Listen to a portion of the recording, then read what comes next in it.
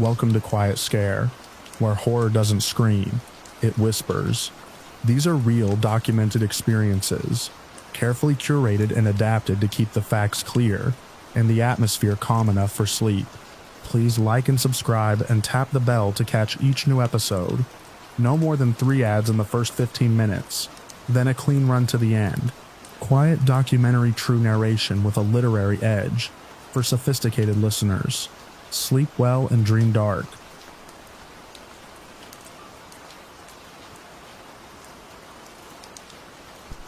The first time I pulled into the long gravel drive leading up to Dorothy Kemper's farmhouse, I noticed how still everything was. No wind through the winter bare trees, no animals, no motion at all except for the slow sway of a porch swing, even though the air was dead calm. The house looked like it had been lifted from a black and white photo and forgotten by time. 2 stories, paint long peeled, and that sag in the roofline that told you no one had fixed anything serious in decades. My job was straightforward. I'm a home care nurse. Most of my work is light assistance, medication monitoring, and helping clients with mobility. Dorothy was 82, mostly lucid, and supposedly lived alone after the passing of her son David, 3 years ago. The agency hadn't flagged anything strange, but they also hadn't done a home visit since before COVID. When I knocked, it took a while for her to answer. I almost let myself in, but then the front door creaked open, and she blinked at me like I'd just woken her. "Miss Kemper? I'm Laurel, from the agency." She didn't smile, just turned and walked inside, leaving the door open behind her. I followed. The air was dense with the smell of preserved things. Old wood, dust, and something else that I couldn't name then, but would come to dread. The living room was cluttered but not filthy, filled with the kind of heavy furniture that hadn't been moved in decades. Plastic still clung to the lampshades. She sat heavily in a recliner and gestured toward the kitchen. "If you're going to fix lunch, he'll need something too." I paused mid-step. "You mean?" Dorothy nodded, almost impatient. "David doesn't eat much, but he'll want something." I didn't respond, just walked to the kitchen, heart doing a slow cold roll in my chest. There were 2 plates already set on the table, one empty, one with toast and a sliced banana. I hadn't told her I was coming early, yet here it was, a second breakfast. I brought her tea and offered to clean. She waved it off. "No one goes down there. Just leave it at the top of the stairs." That was the first time she mentioned the basement. I hadn't even noticed a door yet. But once she said it, I saw it across the hall. Metal, bolted on the outside. Not a single lock, but 3. Industrial padlocks with thick chains drilled into the frame and studs. It didn't match anything else in the house. "Did he get hurt down there?" I asked gently. She looked at me, unsmiling. "He was born wrong. Came out wrong, but he's still mine." I reported the locks that afternoon to my supervisor, but all she said was to document it, unless there's immediate danger to the client. We don't intervene, just keep an eye out. That was the agency way. Budget cuts meant turning a blind eye unless someone's on fire. The next week, things escalated. I was cleaning the kitchen when I heard it. A heavy step, not a creak, not a shifting board, but a solid, deliberate step on the floorboards beneath me. Then another, like someone moving slowly across the basement floor, just under my feet. I froze. It wasn't loud enough to be heard upstairs, unless you were near the center of the kitchen, standing still like I was. I waited, thinking maybe it was the furnace, but it moved again. This time toward the stairs. Dorothy didn't seem to notice. She was dozing in the recliner again, mouth slightly open, hands folded like she was at peace. I walked to the basement door and pressed my ear to the cool metal. I didn't hear breathing, but there was a scraping sound. Slow, like something being dragged. When I turned, Dorothy was standing in the hallway, eyes open wide. "Don't ever open that door." I wasn't going to. He can't leave, he knows the rules. But he gets hungry.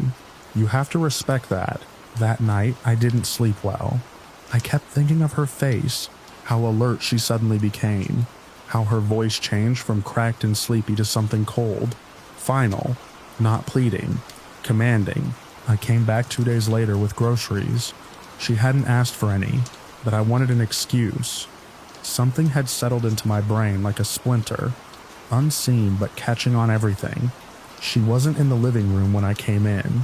I heard her in the kitchen, humming low. When I stepped inside, I saw 2 bowls of oatmeal, one with sugar and milk, the other plain, unmixed, placed on the floor near the basement door. I thought he liked toast, I asked too lightly. Dorothy didn't answer. She walked to the door and knocked 3 times, slow, spaced out. Then she picked up the bowl and slid it through a hinged flap I hadn't noticed before, like a dumbwaiter but welded shut, except for that narrow tray slot. He prefers soft things now, she said, looking at the empty hallway. He's older than he looks.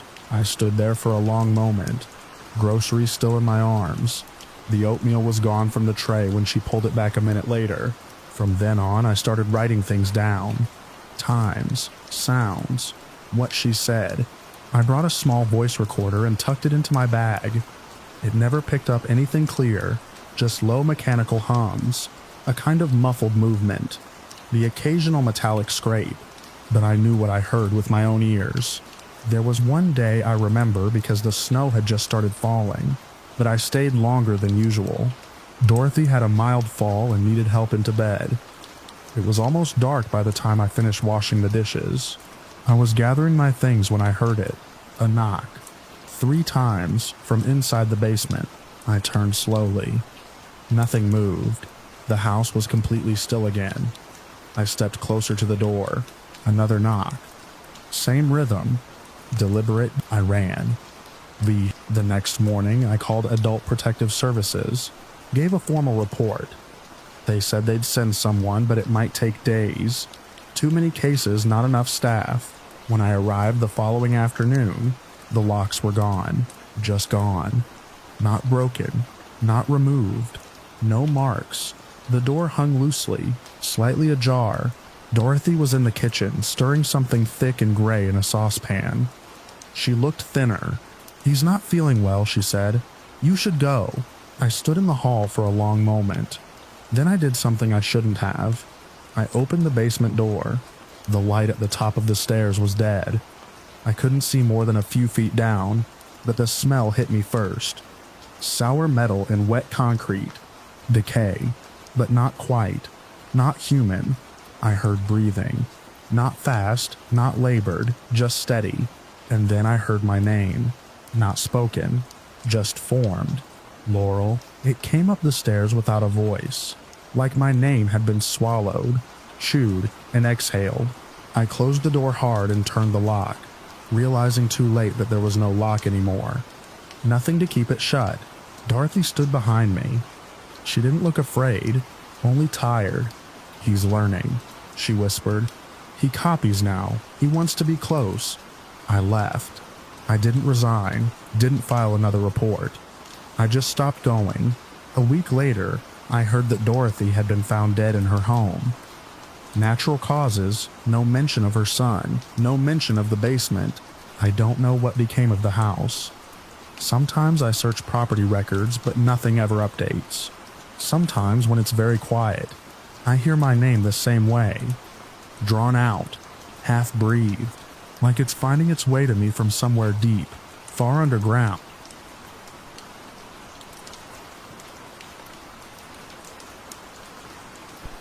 The snow had been coming down for hours by the time I hit Highway 12 outside Stettler.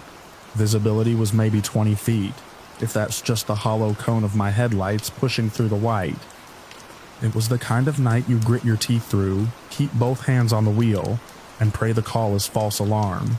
But the call wasn't false. It was a single vehicle rollover. GPS ping just west of Range Road 195. RCMP hadn't arrived yet. No other units were close. I was it. I spotted the hazard lights first. 2 dull red blinks, half buried in drifted snow. The vehicle had plowed through a fence and come to rest in a shallow ditch, half on its side. I parked behind it, hazard lights on, grabbed the kit and stepped into the wind. It hit like a wall. Sleet, not snow. Bitter. Driving. I called out standard procedure. just in case someone was conscious. No response. The driver's side was crumpled and buried. Passenger door was wide open, like it had been kicked from the inside. No sign of the driver. That's when I saw the blood. Not just a drop or a smear. There was a thick trail of it churned into the snow and leading away from the vehicle toward the open field beyond the ditch. I should have radioed for backup. But in weather like that, time meant limbs meant life. I moved. The field was open pasture, flat and wind-scoured. No trees, no cover. The blood trail cut a straight line through the snow. Whoever it was, they were dragging themselves. Maybe crawling. I followed. 50 meters out, I spotted something hunched in the snow.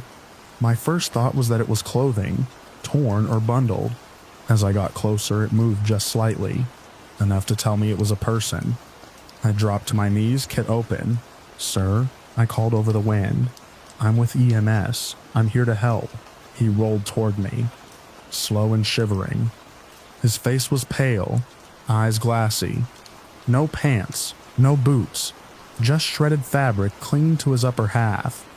And below the waist, it took a second to register.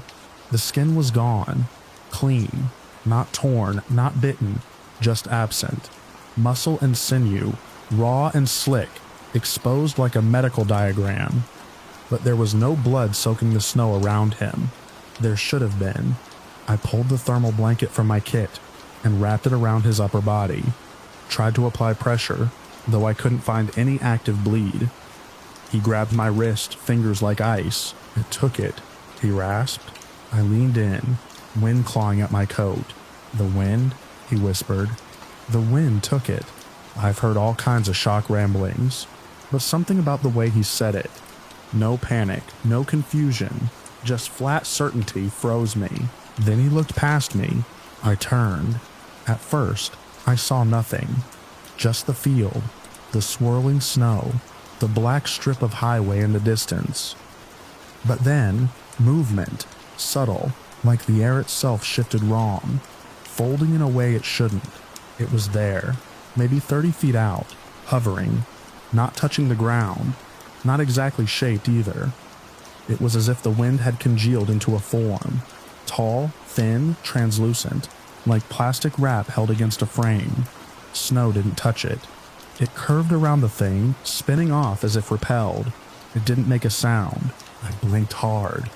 The shape pulsed, then was gone. Not like it moved, like it never was. The man moaned under his breath, clutching at my arm. "Don't let it come back," he said. "Don't let it find the rest of me." I hoisted him into a partial carry, slung the blanket tight, and began moving us back toward the road. The wind felt worse now, colder, heavier. It pushed against me, not like weather, but like resistance, like intent. The trail we'd followed was already gone, snow filling it in. I walked blind, judging distance by memory, and the faint amber blink of my ambulance lights. My legs burned. His weight was dead against me. When I reached the fence again, I shouted for help, hoping maybe a cruiser had arrived. Nothing answered but the wind. I got him into the back of the rig, sealed the doors, and cranked the heat. He was barely conscious, skin tone fading, but his vitals were holding against all odds. I hooked up fluids, started warming measures, then radioed dispatch. Static crackled, but I got through. ETA for backup, 20 minutes. I glanced out the rear window. It was there again, closer this time, just at the edge of the field. The snow around it spun in a tight vortex, circling but never touching. I couldn't move, couldn't breathe. The man stirred on the stretcher, lips twitching. "It likes the heat," he murmured. "What?" He didn't respond. Eyes closed, shivering stopped. I turned back to the window. It was gone. I drove. I didn't wait for backup, just turned the ambulance east and gunned it, tires sliding over slick asphalt. For a while, nothing followed, but then the wind shifted. It pressed against the vehicle like a hand. The engine strained. I could feel it. Something not right in the air. Not noise, not touch. Just presence. I made it to Stettler Hospital in record time. They rushed him inside. Staff didn't ask questions. I stuck around, filled out the report, left out the shape, left out what he'd said. They stabilized him, put him in a medically induced coma, said his injuries were unprecedented, said there were no signs of animal attack, no environmental cause they could pinpoint. No frostbite, just absence of tissue. RCMP investigated the crash site, found no footprints but mine, no blood trail, no signs of struggle or predation. They ruled it exposure, delirium, maybe drugs. I kept quiet. I drove that stretch again a week later. Same time of night. Snow lighter this time, but the wind still wrong, still heavy. I stopped at the same place. Killed the engine. Just listened. It wasn't just the cold that bit. It was silence. The kind of silence that feels like something holding its breath. I stepped out. Just once. Walked 10 feet into the field. Snow blew past me in spirals. Harmless. But for a split second I felt it. Something passed through me. Like walking under high voltage wires. No sound. Just a pressure behind the eyes. And the scent of hot metal. I turned back fast. Didn't look over my shoulder. I haven't driven night since. Haven't told anyone what I saw. I check the weather obsessively. I don't go out if the wind's up. Because sometimes, in that moment before the gust hits, you can feel it coming. Not like air moving, but something choosing a direction. And once it chooses you, you don't get your skin back.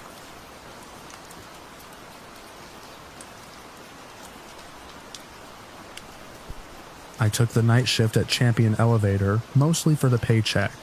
Old structures like that were supposed to be quiet. Easy hours, no one really cared about the grain elevators anymore. They were ghosts of a different economy, long since left to rot. The whole place sat on the edge of town. A hulking wooden monolith nearly 100 years old, tucked behind a rusted chain-link fence, and blanketed in years of dust and pigeon droppings. The grain had been gone for 2 decades. Supposedly, my job was to make sure no one got in and nothing caught fire. Simple. The night I started, the air felt off. It wasn't cold, but I kept pulling my jacket tighter. I chalked it up to nerves first night, unfamiliar territory. The guard shack sat to the side of the elevator, patched together with plywood and outfitted with a wall of ancient monitors. Most were black and white, grainy as hell, but they gave me a view of every catwalk, bin, and corridor inside.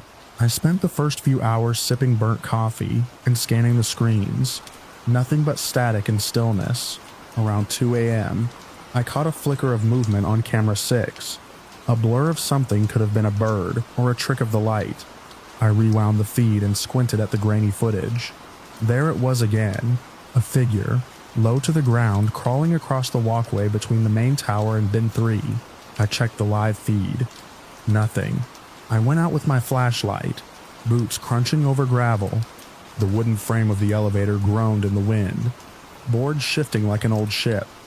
The air inside was thick with the scent of mildew and old grain. I made my way to the walkway, swept my light across the path. Nothing. No footprints, no signs of movement. Still, something about the place kept my skin crawling. Back in the shack, I logged the event and kept watching. At 3:17 a.m., another camera flickered. Camera 9, showing the entrance to the old storage bin, labeled Champion 4. A shadow passed directly in front of the lens. It moved too smoothly to be wind, and there was no sound, just the shadow sliding across the feed like it knew I was watching. I hesitated, but curiosity got the better of me. The Champion 4 had been sealed since 2006. I'd read that in the maintenance logs. The structure had been deemed unstable, flooring compromised, roof partially collapsed. Nobody was supposed to go in, and the door had been padlocked from the outside. Still, I walked over. My flashlight beam bounced off the weathered wood and rusted bolts. The lock was missing, just gone. No sign of it on the ground. No scratch marks. No broken pieces. I pushed the door open. The air that hit me was warm and stale. Wrong. Like the inside of a burlap sack left in the sun. I swept my light across the interior. Rats skittered away from the beam, and dust hung in the air like smoke. Then I saw it, grain, fresh grain by the smell of it, piled neatly in the center of the bin. Not spoiled, not moldy. It looked like it had just been harvested. There were even faint boot prints in it. One set too small to be mine. I turned to leave, and the door slammed shut behind me. I threw myself at it, but it wouldn't budge. There was no lock inside, just flat metal and splintering wood.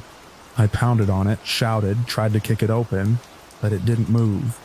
It hadn't latched naturally. Someone had locked it from the outside.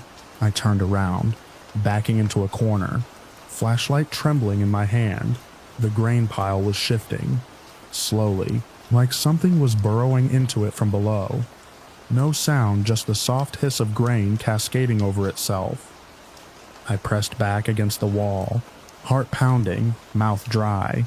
Then everything stopped. The grain stilled. The air settled. I waited for what felt like hours, but my watch said it had only been 10 minutes. I tried the door again, still locked. The flashlight flickered and went out. I held my breath, surrounded by darkness so complete I could hear it pressing against my ears. My eyes adjusted slowly, but there was nothing to see.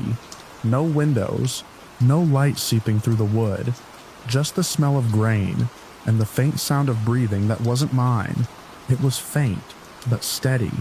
Inhale, pause, exhale. I didn't move. I didn't make a sound. I couldn't. A creak echoed from the far corner of the bin. Something shifted. A soft step in grain, then another. Slow, deliberate, coming closer. I pressed my back harder into the wall, trying to become part of it. The step stopped a few feet in front of me. I should have seen something. Even in the dark, shapes move. But there was nothing. Just the sound of something breathing, standing inches away. Then, like a switch flipped, the door behind me groaned and swung open. I fell backward into the night air, gasping. The yard was silent, empty. I scrambled to my feet and slammed the door shut. This time I saw it clearly. The padlock was hanging there, in place, old and rusted. I hadn't heard anyone touch it, hadn't seen anyone. I staggered back to the shack and rewound the tape from camera 9. The footage showed me walking up, opening the door, entering. A few seconds later, the door swung shut. Then, 5 minutes of static. At the 6-minute mark, the door opened again, but I wasn't on the tape. No figure came out. The tape just jumped ahead to me, running across the yard toward the shack. I didn't finish the shift. I called it in, locked up, and left. They gave me 2 weeks suspension for abandoning post. I didn't fight it. I came back the following month. Bills don't pay themselves. The cameras had been upgraded by then. Higher resolution, fewer blind spots. I thought maybe I'd imagined it. Sleep deprivation, maybe. Stress. But last night, around 1 a.m., camera 12 caught something. A figure, crawling across the upper grain chute. Same slow movement, same size. I rewound the tape 5 times. Then I noticed something else. It was wearing my jacket, the same one I lost in Champion 4 when I fell backwards and left it behind. Still zipped up, still torn at the sleeve. I turned off the monitor and didn't go check. I haven't told anyone. But the door to Champion 4 is locked again, and this time the grain is piled higher than before. I know because this morning the pile was visible through a warped crack in the wall, rising grain by grain, like something inside keeps feeding it.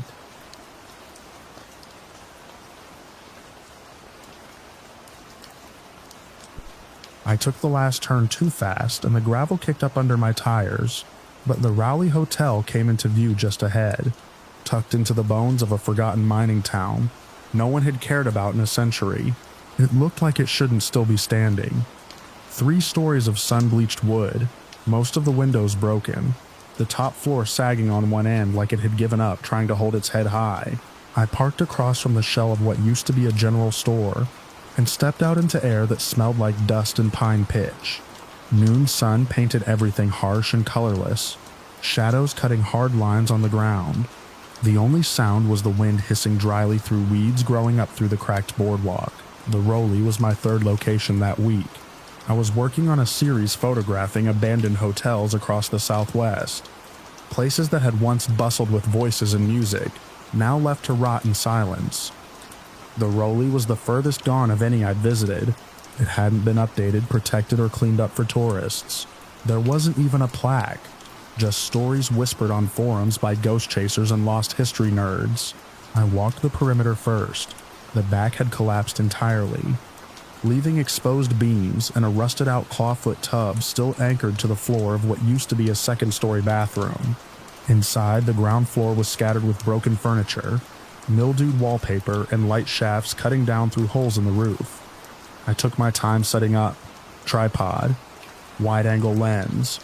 I always shot on film for these. Digital felt too clean, too fast. Film gave me time to think between shots, to see the place change as the light shifted. I started on the lobby, what remained of it.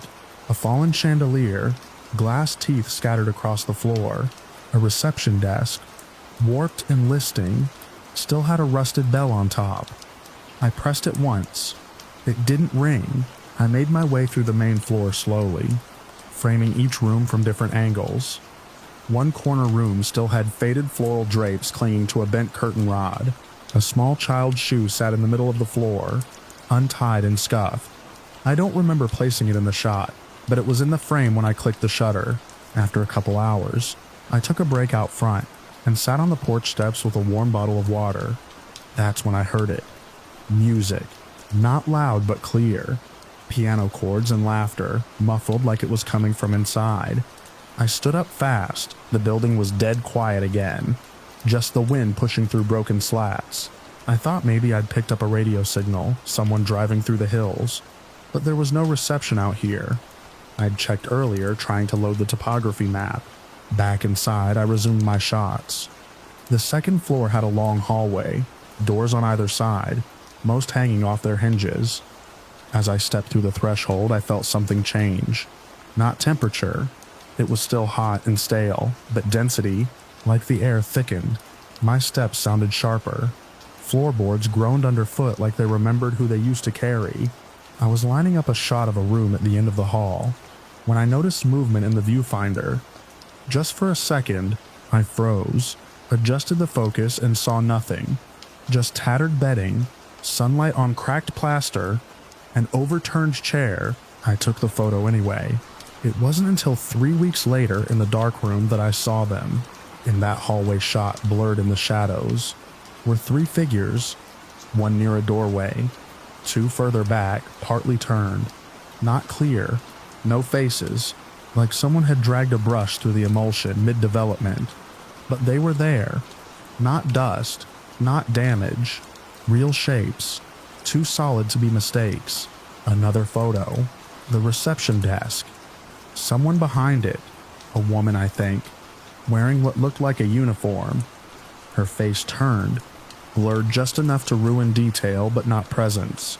And in the floral drape room, the child's shoe, there was a shape behind the curtain, small, watching. I stared at the prints under the red light for a long time. Not scared yet, just unsettled. I hadn't seen anyone. I would have seen someone. I was alone. I know I was alone. A month later, I went back. I told myself I just wanted to reshoot a few frames with better light, maybe get a few more exterior angles. But I brought all my gear, and more film than usual. I also brought a heavy flashlight and a crowbar, just in case. This time the air was colder, overcast sky. The hotel loomed darker, flatter, like the light refused to land on it. I moved faster through the first floor, retracing shots. When I reached the second floor again, the hallway looked unchanged, but the last door on the left, one I hadn't entered before, was closed. Solid. I tried the knob. It didn't budge. What struck me was that it shouldn't have been locked. I'd walked past it on my first visit. It had been open then. I distinctly remember it yawning into shadow, door sagging inward. I set up the tripod across the hall and took a long exposure shot of it. When I clicked the shutter, I heard movement inside. Soft, like shifting weight. I pressed my ear to the door. Silence. I should have left then, packed up and driven out. But I couldn't. I wanted to know, needed to. I went back outside, circled the building, and found a boarded up stairwell that led into the basement. I used the crowbar to wedge one of the boards loose and squeeze through. The basement was cramped, walls slick with moss. I could hear the faint sound of wind above, but otherwise it was dead quiet. I moved slowly, flashlight sweeping across rusted pipes and broken crates. Then I saw the door, same one. I recognized the peeling green paint, the brass knob. It led up to that second floor room. From the inside, I tried it. It opened. The room was empty, dusty, unremarkable. But in the center was my gear. Tripod, camera bag, extra rolls of film, all arranged neatly, like someone had gone through them and put them back carefully. I had taken everything with me the first time. I'm obsessive about my equipment. I never leave anything behind. But there it was, waiting. I didn't take another photo. I packed up as much as I could carry, didn't look back. The whole way down the hall, I felt like something was watching me walk away. Not angry, just present. Back home, I developed the remaining rolls from that second visit. Nothing. Every frame from the second floor was blank. Overexposed, like the light had flared too hot for the film to register. The rest were intact, but flat, dull, like the place had decided not to show itself again. Sometimes, late at night, I flip through the prints from that first trip. The figures are still there, never moved, never faded. But last week, I noticed something new. In one of the lobby shots, the one with the reception desk, there's now a fourth figure, half-turned, walking away toward the stairs. Same jacket I wore that day, same bag slung over the shoulder, only I never set the timer on that shot. And I never went behind the desk. I don't go back anymore. But sometimes I still hear the piano in my dreams. Always the same song, always fading just before I wake up.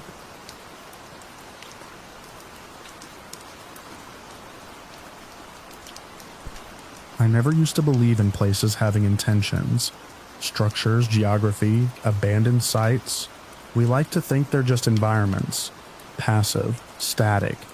I believed that right up until the Wayne mine. We'd driven 4 hours that morning to reach it. Me, Sarah, and Jay taking winding back roads that clawed their way through crumbling hillsides and scattered farms. The kind of places where the trees grow too close to the road and the towns feel like they're holding their breath. The mine sat buried in the slope above a dried creek bed, covered in ivy and old warning signs. We parked just out of sight, killing the engine under a dim gray sky. It wasn't raining, but the air had a wet smell, like soil recently turned.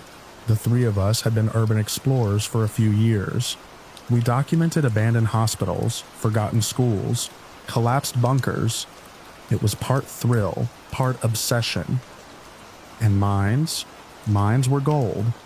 The Wayne mine was a local legend, sealed since the late 60s after a fatal collapse and a string of disappearances. Locals said the mountain never gave up the bodies. I remember a man outside the gas station shaking his head when Jay asked for directions. "That place eats people," he muttered, already turning away. We laughed it off. We'd heard worse. Getting in wasn't hard. The boards across the entrance were half rotten, and Jay brought bolt cutters just in case. Inside, the temperature dropped 10 degrees instantly. Our headlamps flicked across damp walls and broken rails, vanishing into the dark. It smelled of rust and mildew, layered with something animal, something stale. Sarah walked ahead of me, always the brave one. She wore her camera rig like armor. Jay hung back checking our GPS ping. The mine was bigger than we'd expected, with multiple shafts branching deep underground. We passed shattered carts, rusted tools, even a helmet pinned beneath a boulder. I remember thinking how still everything was. Not just quiet, but still, like the mine was holding itself steady while we moved through it. About 2 hours in, we found the tunnel. Narrow, sloped, descending deeper than the others. There was no light down there. Not even the scattered holes we'd seen in other shafts where roots or erosion let the sun in. Just black. Jay hesitated, but Sarah pushed forward, her light slicing into the slope. "This one feels different," she said. And it did. The walls were smoother, carved. We couldn't tell. The air felt thicker, harder to breathe. We went single file, the ceiling brushing our heads. About 50 yards in, I saw something gleam on the floor. Not metal, not mineral, not mineral, teeth, human, recent. Small molars scattered near a clump of long dark hair, caught on a jag of rock. We stopped. Jay muttered something sharp under his breath and stepped back. Sarah crouched, taking photos, her lens brushing the stone. "I think someone was dragged," she said. The dust had lines through it, long shallow grooves like something heavy had been pulled deeper into the shaft. That's when we heard the shift. It didn't sound like a collapse. It was more subtle than that. A groan, like timbers adjusting or stone settling.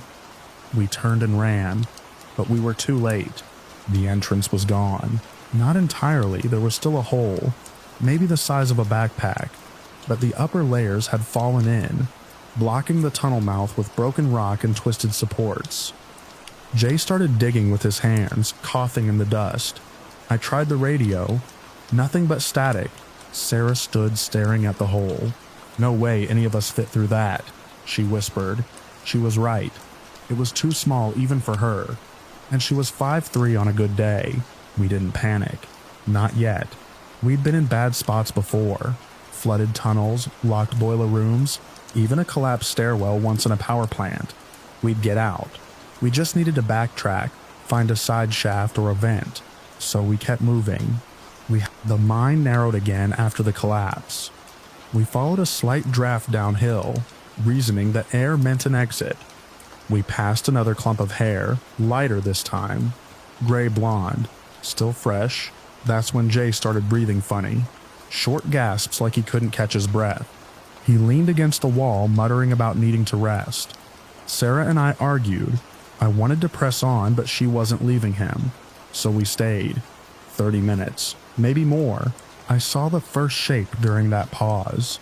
A flicker in my peripheral, like something slipping around a bend just as my light hit it. Not an animal too tall, too smooth. I said nothing. We moved again. Slower now. Every turn looked the same. Dark rock, slick stone, small bones scattered like confetti. Not human. Rats, birds, maybe a raccoon or two. Something was eating down here. At one point, Jay looked up and said, "Do you hear that?" We didn't. Not then. But a few minutes later, I did. A scraping. Distant. Rhythmic. Not mechanical. Not geological. Like nails on stone. We started moving faster. Sarah took the lead again. She didn't say much, but I could see her hands shaking. Our lights flicked and hissed. The batteries weren't dying, but the beam felt thinner, like it couldn't push the dark back as much anymore. Eventually we found a side tunnel wide enough to sit. We crouched there, drinking the last of our water. The sound had stopped. Jay whispered that it felt like we were being funneled, like the mine was curving us into some center. He wasn't wrong. I remember asking Sarah what the time was. Her watch had stopped. So had mine. That was the last time I saw Jay upright. We turned a corner and found a hollowed-out chamber, wider than the rest, with a pit in the center. Natural or man-made, I couldn't tell. It was filled with debris, old bones, broken wood, and clothing. New clothing. A hoodie with a concert logo from last year. A phone case with stickers that hadn't faded. Sarah knelt, reaching for it. That's when Jay screamed. He was at the tunnel mouth, flailing. Something had him. We rushed, grabbing his arms, but he was being pulled backward, his feet skidding in the dust. I couldn't see what had him, just a pressure, like the air was wrong there, denser. We yanked, Sarah shouting. For a second I thought we'd saved him. He jerked forward, but then his body went limp. There were no marks, no blood, but his eyes were open, fixed, and his mouth hung slack. We left him. I'm not proud of that. But we left him. Sarah whispered a promise to come back and we ran. The mind twisted again. We stopped thinking in time. It was just movement now. Forward, down, left, always deeper. I lost track of how long, maybe hours, maybe days. We slept in turns, using our backpacks as barriers across tunnels. I dreamed of things scuttling just out of sight. Sometimes I'd wake and find Sarah watching the dark, her face blank. We found the second hole sometime later. Like the first, too small for an adult, but letting in a sliver of light. We shouted, but it echoed back wrong. Swallowed too fast. Sarah tried to dig again, her nails bleeding, her breath coming fast and shallow. I watched the tunnel behind us. It never stayed empty long.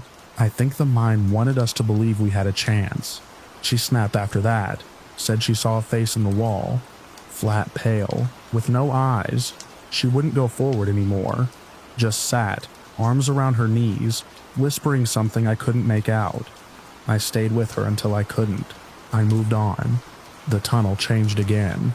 Lower ceilings, sloped walls. I had to crawl. My light barely worked by then. My pack got stuck once and I had to leave it. I kept only the light, the radio, and a knife. Not that it would have helped. I found another pit, shallower, with more bones. Some were fresh. One had a bracelet, bright pink, with little stars. I recognized it. Sarah wore it during our first trip together. She said it was her sister's. I didn't stop after that. Now I'm here. Somewhere. There's light above me. Another hole. Maybe number 3. The air is cold. Damp. It smells like the first day again, and I can hear something moving just beyond the bend. Slow, scraping, deliberate. I don't think it wants me to die. Not yet. I think it wants me to understand first. And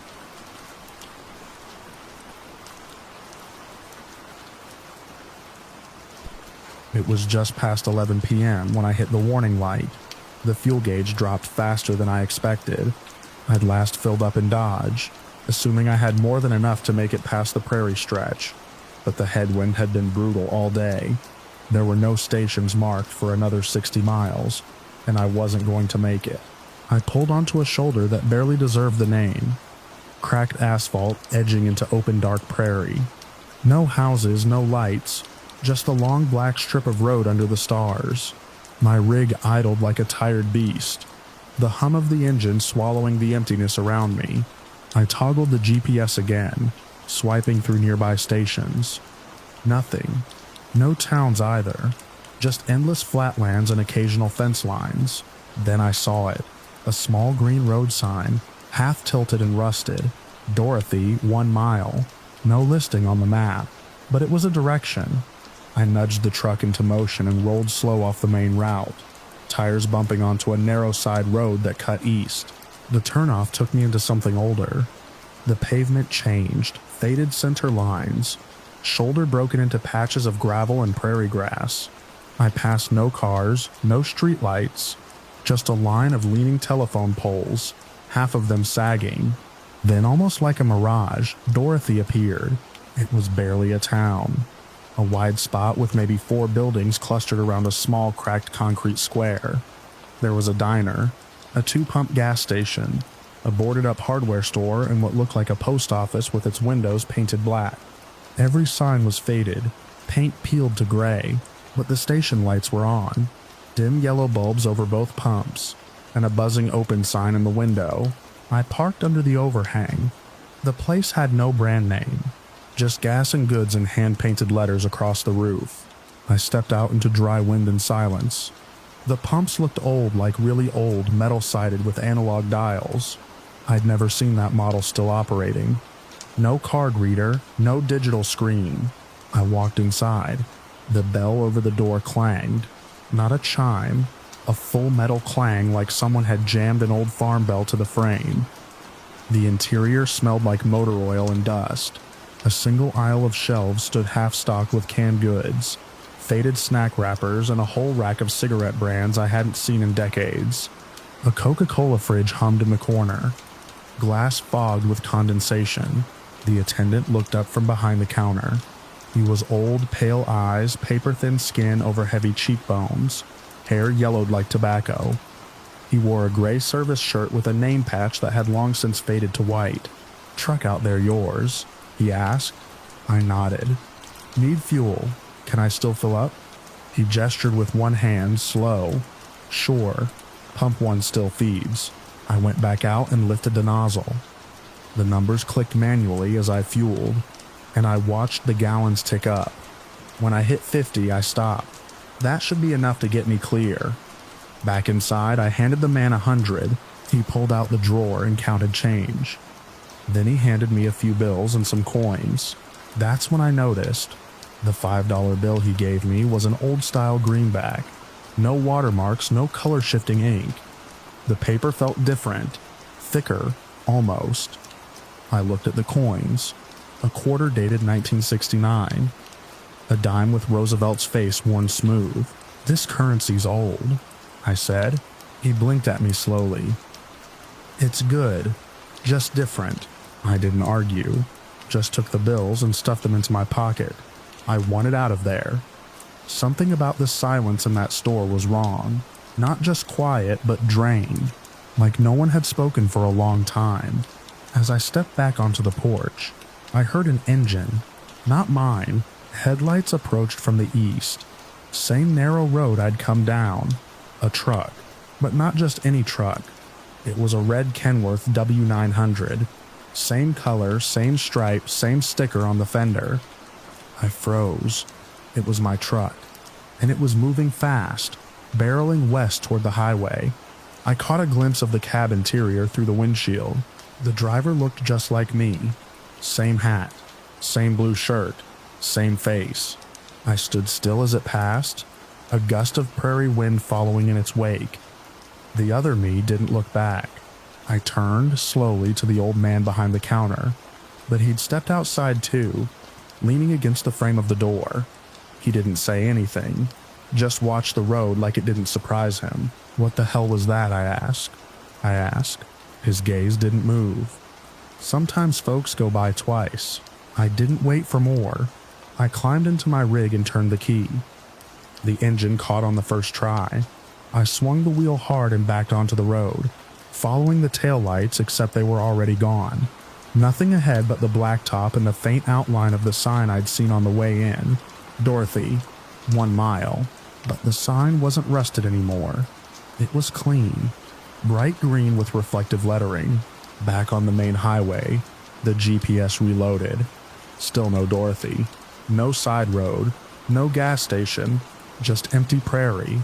I drove until morning, pulled off at a real station in a town called Meade, and got another full tank. When I went to pay, I pulled the bills from my pocket. The cashier held one up. "Where'd you get this?" "Gas station east of here," I said, before I could stop myself. He frowned. "This is a silver certificate, 1960s issue. You'd need to take it to a collector." I traded it for a debit payment and got out quick. Later, I checked maps, topo charts, old road atlases. There's no town called Dorothy in that stretch of Kansas. No listing in county records. No mention in postal routes. The closest thing I found was a ghost town listed on an amateur urban exploration site. Population 0. Last known resident 1981. And the strangest part? That night, after I got to the next rest stop, I climbed into the sleeper cab to check my gear. Everything was where it should be, except on the dash. Tucked neatly under the visor was a quarter, same as the one I'd been given. I never told anyone at the company. No one believes these stories anyway. You spend enough time on the road and people assume you're just tired, sleep deprived, maybe imagining things. I've driven that route again since. Same stretch. Even timed it to the same hour. There's no side road. No sign. No Dorothy. But I still have the change in my glove box. And sometimes late at night, when the road is long and the wind is high, I swear I hear my own rig pass me going the other way.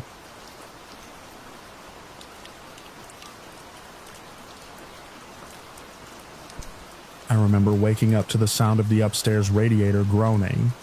that old metal-on-metal shriek it makes when the heat kicks in.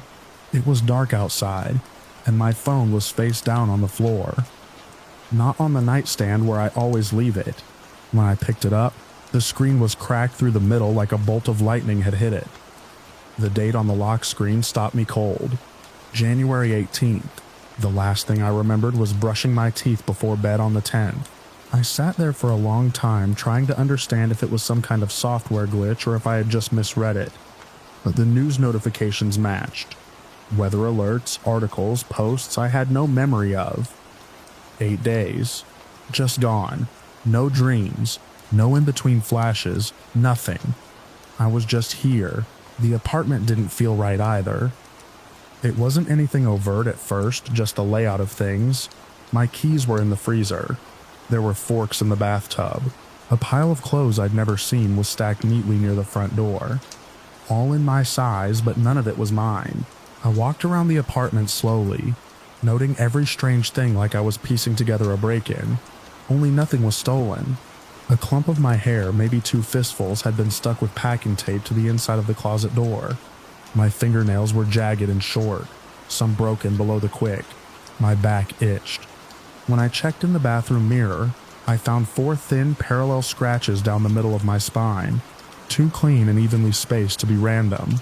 There was a smell in the air too, something like scorched plastic or burnt insulation, faint but persistent. I cracked the window and walked into the kitchen. Every cabinet door was open, but every single item inside was stacked with mechanical precision. Alphabet soup cans aligned by expiration date, pasta noodles sorted by length, a full loaf of bread laid slice by slice across the linoleum. Like I'd been creating some kind of ritual trail. The writing started small, just a few lines behind the fridge, almost missed it entirely.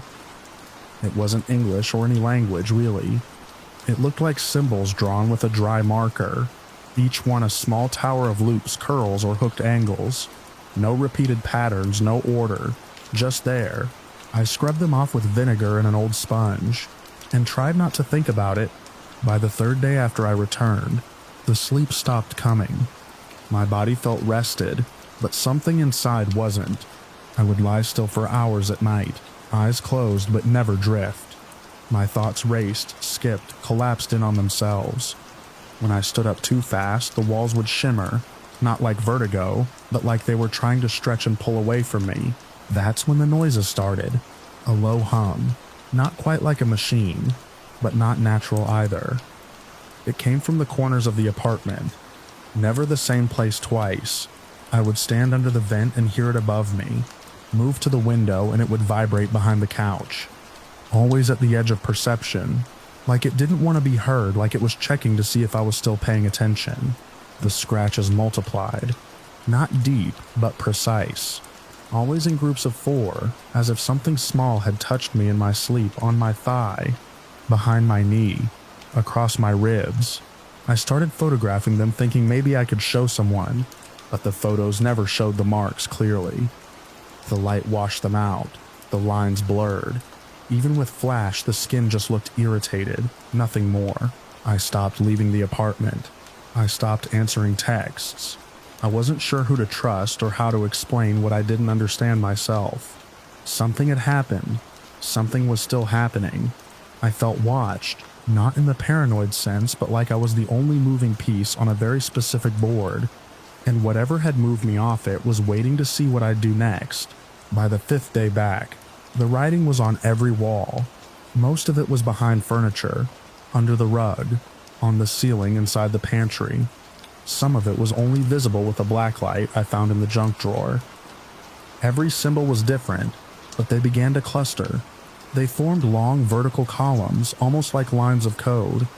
Occasionally, a set would be circled. Once, a tiny square had been drawn beneath them, with 2 stick figures inside it. Both had black ovals where the head should be. I started recording audio overnight with a spare phone. The files always corrupted after a few hours, or picked up only static. But once, for 13 seconds, there was a voice, not words, just a tonal pattern, something halfway between a melody and a distress signal. I couldn't replicate it. When I played it back again, the file was blank. On the 7th day, I left the building. I don't even remember deciding to. My feet just carried me out. No coat, no phone, just a vague pull like a dream pulling me forward. I walked 4 blocks, turned left, then again until I reached an old lot behind a burnt-out diner. There was a small concrete hatch sunk into the ground like it had once belonged to an underground shelter. I had never seen it before, not even in daylight. I stood over it, waiting for something. No sound came, no motion, just the sudden pressure behind my eyes. Like something deep inside me remembered this place. Even if my brain didn't, I ran home without turning around once. Once that night, I boarded up the windows and pushed furniture against the doors. I threw salt in every corner and left every light on. I didn't sleep. I didn't blink. At some point near dawn, something knocked on the ceiling. 3 slow taps, then silence. I moved out the next day. I didn't tell anyone where I was going. I signed a lease under a different name in a different city. I changed my number. I threw out the clothes I'd found. I deleted the photos, but the scars are still there. 8 sets of 4, 1 for each day I was gone. And sometimes when the heat kicks in and the walls creak, I still hear that hum in the corners just faintly, waiting for me to remember more than I should have.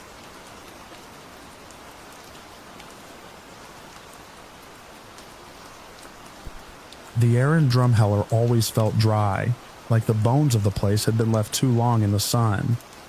My first morning there, I noticed how sound carried oddly in the Badlands.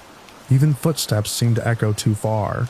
I'd relocated for work, project lead on a small geological survey team, but the company had cut corners and housed us separately, spread across rentals all over town. Mine was a squat, 1-story house nestled on the edge of town, its yard cluttered with rusting tricycles and broken clay planters. It was supposed to be temporary. The landlord handed me the key with a crooked smile and said, "It's got some quirks, you'll get used to them." He didn't elaborate. I didn't ask. The quirks started with the light. Each morning I'd wake before the alarm to see the bedroom bathed in a kind of pale gray that didn't match the sun's schedule. There were no curtains. I checked the clock. It was always 5:14 a.m., but the light stayed constant for nearly an hour before brightening into proper dawn. Sometimes I swore the angle of the shadows didn't match the direction the sun should have been coming from.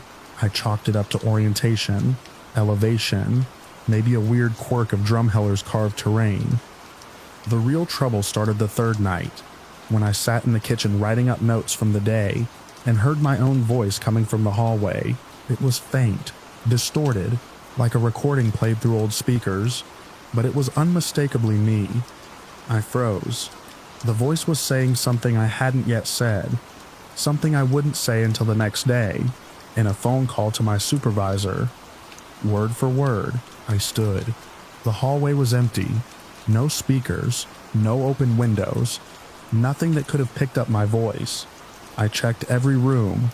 The house was silent again, except for the hum of the fridge. The next morning I dismissed it as fatigue, maybe even stress from the relocation. But when I called my supervisor later that afternoon and said, "There's something strange about the stratification layers here. I want to send in a request for deeper analysis," the words tasted familiar in my mouth. I remembered hearing them, slightly muffled, echoing out of that hallway the night before. Still I stayed, because that's what you do, right? You explain things away. You trust your own brain. You assume the world is consistent. It wasn't. The deja vu crept up on me slowly. I'd reach for the kettle and know the phone would ring before it did. I'd pass the same red truck on my way to the site, honking at the same jaywalking teen in the same black hoodie. Once I walked into a gas station, and the cashier glanced up and said, "Back again." I hadn't been there before, at least, not that I remembered. By the 2nd week, I decided to drive out of town. Just for a few hours to Calgary, maybe. Clear my head. I never made it. I took Highway 9 west. The road dipped and curved, predictable. I passed a bent mile marker I remembered from the map. But after an hour, I pulled over to check my GPS. It still showed me just outside Drumheller. I reset the app, tried again, took a different road, then another. No matter which way I went, north, west, even cutting across gravel surface paths, I would find myself looping back, cresting a ridge or dipping into a canyon, and there it would be Drumheller, that squat house, the rusting tricycles. At one point, I even ran out of gas on a back road and had to hike back in. It took me less than half an hour. That didn't make sense. I should have been miles away. I stopped trying to leave after that. Instead, I started recording everything. Times I heard the voice, moments of repeating events. I kept a log, but pages went missing.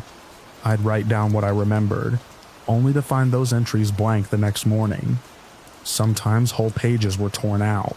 Once I found a page rewritten in handwriting that mimicked mine, but slightly off, too rounded, like someone trying to copy it from memory. It said, "You already know how this ends. Stop." I didn't stop. I began testing the boundaries. I marked road signs with chalk, left my watch on a trail. They would vanish, or worse, reappear in strange places, like inside my fridge or tucked under my pillow. Once I found the watch frozen at 3:47 a.m., ticking quietly, even though the hands didn't move. That night, I stood in the center of the living room, listening. It was just after 3 a.m. when I heard it again, my own voice coming from the hallway. This time it said, "Don't look behind you." I turned anyway. There was nothing there, no one, just the hallway dimly lit leading to the bedroom. But my stomach turned with a sudden wave of dread, like I'd violated a rule I hadn't agreed to. That night, the light came earlier, 3:14 a.m., and stayed longer. I called the landlord the next morning, asked if anyone had ever complained. He paused, then said, "It's been rented a few times. People don't stay long."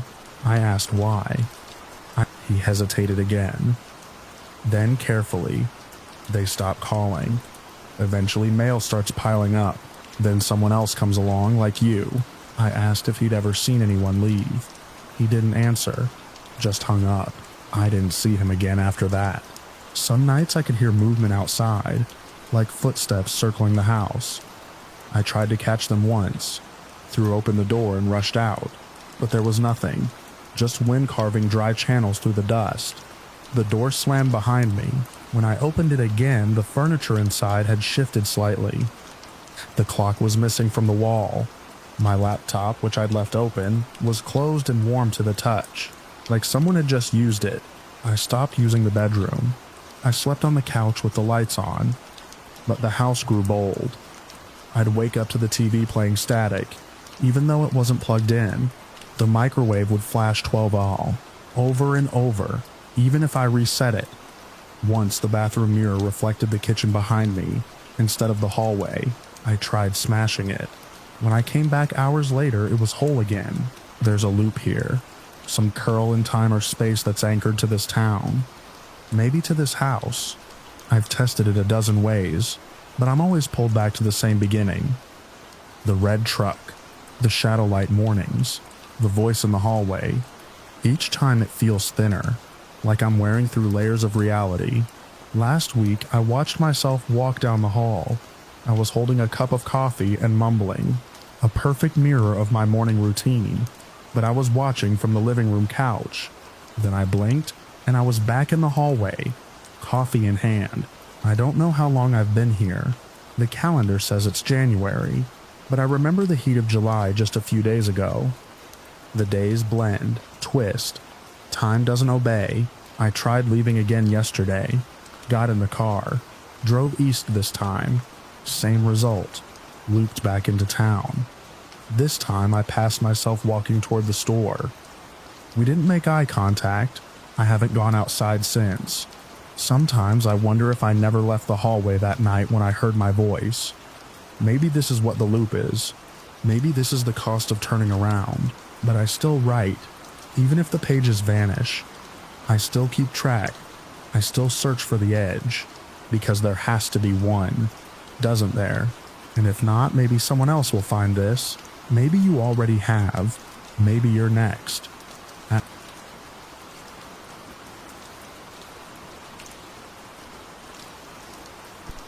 I teach 10th grade history in a rural Alabama town. Most folks around here know each other or at least recognize faces at the grocery store or gas station. Life's predictable, routine. One reason I've come to value the Vulcan Trail so much. It's not particularly scenic, but it's quiet. A straight shot of gravel and dirt that winds between the denser woods just outside the older parts of town. There's a tree line that flanks it for a few miles, separating it from overgrown farmland on one side and untouched forest on the other. After school lets out, I like to run a few miles along it, clear my head. That day, early October, I hit the trail just before sunset. The sky was a deep orange bleeding into purple, and the temperature had finally dipped enough to bring on a slight chill. Perfect weather for a long jog. I remember feeling good. My legs were in sync, breath steady, leaves rustled overhead as the wind teased the branches. No one else was on the trail, which didn't strike me as odd. Sunset jogs tend to deter most casual walkers. I'd gone about 2.5 miles in when I heard it. A sound. It came from the tree line to my left. Low guttural, almost like a growl, but not quite.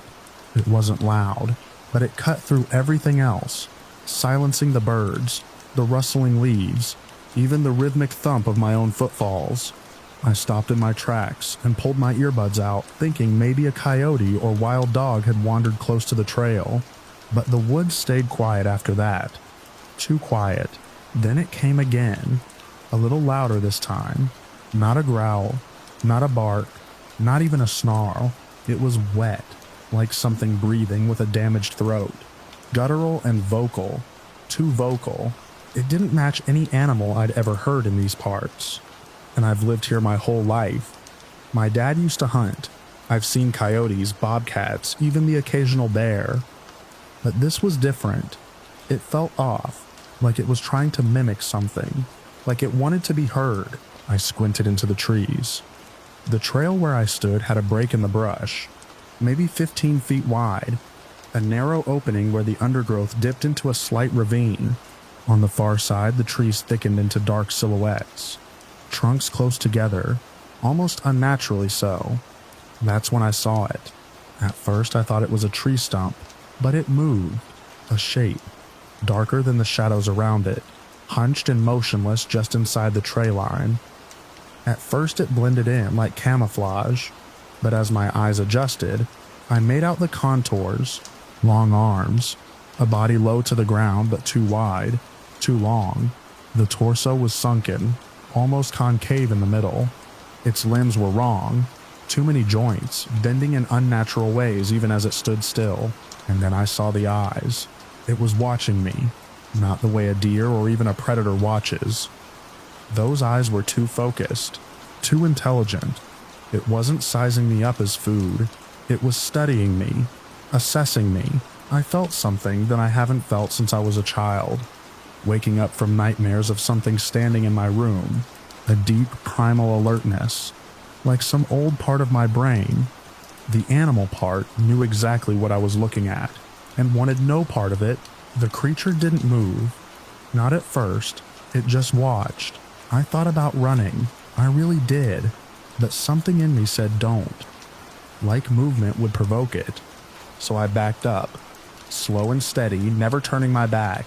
10 feet, 20, then I blinked, and it was gone. No sound, no branches breaking, no rustle of leaves, just gone. I froze, heart pounding. Nothing in the woods moves that fast. Not silently, not without some sign. I waited, half expecting it to reappear, to come charging out of the woods, but nothing did. Eventually I turned and jogged, then sprinted back the way I'd come. I didn't stop until I reached the parking lot near the old quarry entrance. I stood by my car, hands on my knees, breath ragged. I kept scanning the trail behind me, expecting to see those eyes again. I told myself I was tired. Maybe I'd imagined it. Trick of the light. A deer with mange. Some malformed bear. But deep down, I knew that thing wasn't from here. The next day, I didn't go running. That turned into a week. Then 2. I told myself it was the weather, or grading, or the early sunsets. but I couldn't shake the feeling of being watched. One afternoon, I tried to tell a colleague at school about it. She laughed, said maybe I saw a bobcat or a wild dog with mange. I nodded along, but I could tell she didn't believe me. I didn't push. Then something strange happened. A student quiet kid, loner, stayed after class one day. He asked if I still ran the Vulcan Trail. I hadn't mentioned it to anyone, but I nodded. He said, "You ever hear anything out there? Like something trying to talk?" I didn't say anything for a minute. I didn't need to.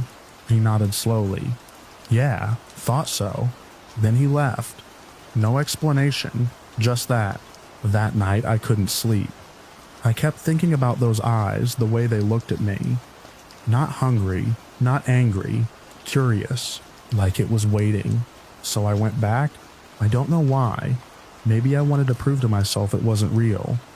Maybe some small part of me needed closure. It was dusk again when I arrived. The sun bleeding orange and red behind the trees. The trail was empty.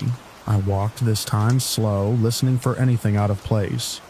Half a mile in, I heard it again. The same guttural sound, closer now, and almost amused. But I didn't run. I stopped, turned to face the trees, and I spoke. "I see you." At first, nothing. Then I heard movement. Slow, deliberate. Not threatening, but there. I never saw it again. Not directly, just shadows in the trees. A flicker of something tall and dark moving between trunks. Watching. Not advancing. Not retreating. It followed me all the way back to the trailhead. I never turned my back. Since then, I've stopped jogging altogether. I drive a different route home now. But every so often when I step outside at dusk, I get that same feeling. The pressure in the air. The static under the skin, like something's near, waiting. And when I look toward the woods, I swear I see a shadow that doesn't belong. If you ever find yourself out near the Vulcan Trail, and you hear something breathing with a broken voice, something that sounds almost like language, don't run, don't speak, just walk, and don't look back.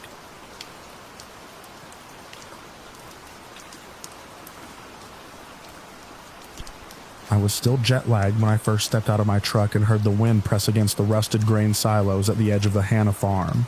The prairie spread flat and pale gold under a bruised afternoon sky, the horizon trembling with heat, even in late September. It was the kind of land that seemed like it was waiting to forget you. The farm had belonged to my grandfather, George Hannah. I barely knew him. My mom stopped visiting when I was still a kid, and I only remembered the smell of pipe tobacco in a silence so deep it made your ears ring. After his death, I got the call from the lawyer. No will, no heirs but me. Just a signed deed and a key in the mail. 2 weeks later. The house was old and lean, its clapboard split like dry skin, the paint bleached to a dull gray. Inside it smelled like dust and the sweet rot of old wood. I walked through it in silence, floorboards creaking beneath my boots. Everything was still in place, armchairs stiff with plastic covers, dishes neatly stacked, a calendar stuck on June 1983. There was no electricity, no plumbing beyond a pump well in the yard, just the kind of silence that pressed against your ribs. I wasn't planning to stay. A quick inspection, maybe a few photos for the realtor, but I kept finding little things that delayed me. A box of war medals in the attic, a drawer filled with unsent letters in my grandfather's tight, nervous script. And then, on the third day, I found the door in the basement. The main basement was unremarkable. Stone walls, mildew, some broken furniture. But behind the furnace, I noticed a faint breeze. I tapped on the paneling and found a false wall. It took effort and a crowbar, but eventually it swung open, revealing a narrow hallway descending deeper into the earth. My flashlight picked out concrete steps and rusted rails descending steeply into the dark. At the bottom was a locked door, the kind with a heavy padlock and chain, like something you'd see in an old bomb shelter. It looked untouched for decades. The lock gave way after a few hits with the crowbar, the clatter echoing like gunfire in the small space. Inside was a single room, maybe 10 by 10. Cement walls, no windows, one flickering bulb dangling from a cord overhead. Shelves lined two sides of the room, filled with labeled boxes. I scanned the labels. Newspaper clippings, 1973, Kowalski, S-notes, receipts and maps, Ped-Dixon, correspondence. In the center of the room was a metal table. On it, an old reel-to-reel tape recorder and a thick binder labeled confession drafts. I flipped through it. The handwriting was my grandfather's again. The first page read, "If you are reading this, then I am dead, and my silence has lasted long enough." The next 30 pages were a slow, halting narrative. Names, dates, places. Most of it circled around a woman named Sarah Kowalski, who had disappeared in 1972. She'd been working in a nearby town as a teacher, just 24 years old. One spring day, she vanished on her way home. The case had gone cold. Her name appeared once on a newspaper clipping I found in the boxes. The headline reading, "Local woman still missing. Family desperate for answers." My grandfather's notes weren't a confession to a murder, but they described a cover-up. He hadn't been alone. He named another man, Douglas Peterson, a neighbor who still lived 2 miles down the road. The notes made it clear. Sarah Kowalski had been killed, and my grandfather had helped hide it. The next morning, I drove to Peterson's place. The man who answered the door was old, rail-thin with clouded eyes and a sun-beaten face.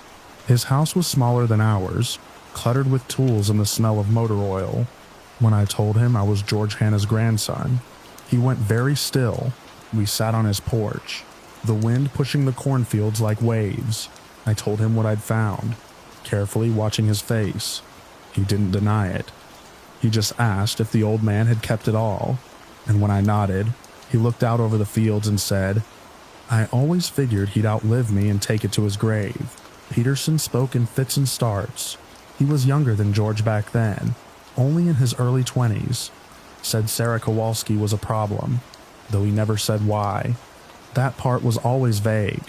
One night there'd been an argument in the barn. She fell, maybe she was pushed. George had helped dispose of the body. No details, just buried where nobody would look, under the north hay line. That was it. A mutual silence. A rotten secret sealed by time and isolation. He asked me what I planned to do. I didn't answer. We sat there as the sun went down and the shadows thickened. I didn't sleep that night.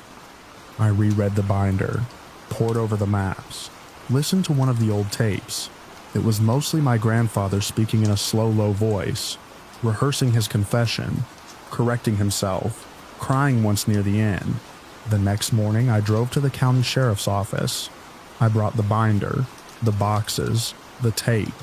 They sent a forensic team out the next day. They found Sarah's remains exactly where the note said they'd be. Bones wrapped in canvas under 4 feet of earth near the hay line. Her name still faint on a brass bracelet. Peterson was arrested without incident. He didn't deny it. Just sat there, hands folded, and said, "Guess that's that then." The news ran a short piece about it, cold case cracked after 54 years. My name wasn't in the article. I didn't want it to be. I signed the sale papers for the farm. A month later, took one last walk through the house. In the hallway, sunlight cut across the floorboards in long strips. The silence felt different now. Not heavy, just empty. I left the key on the kitchen table, the door swinging shut behind me as the wind moved through the fields one last time.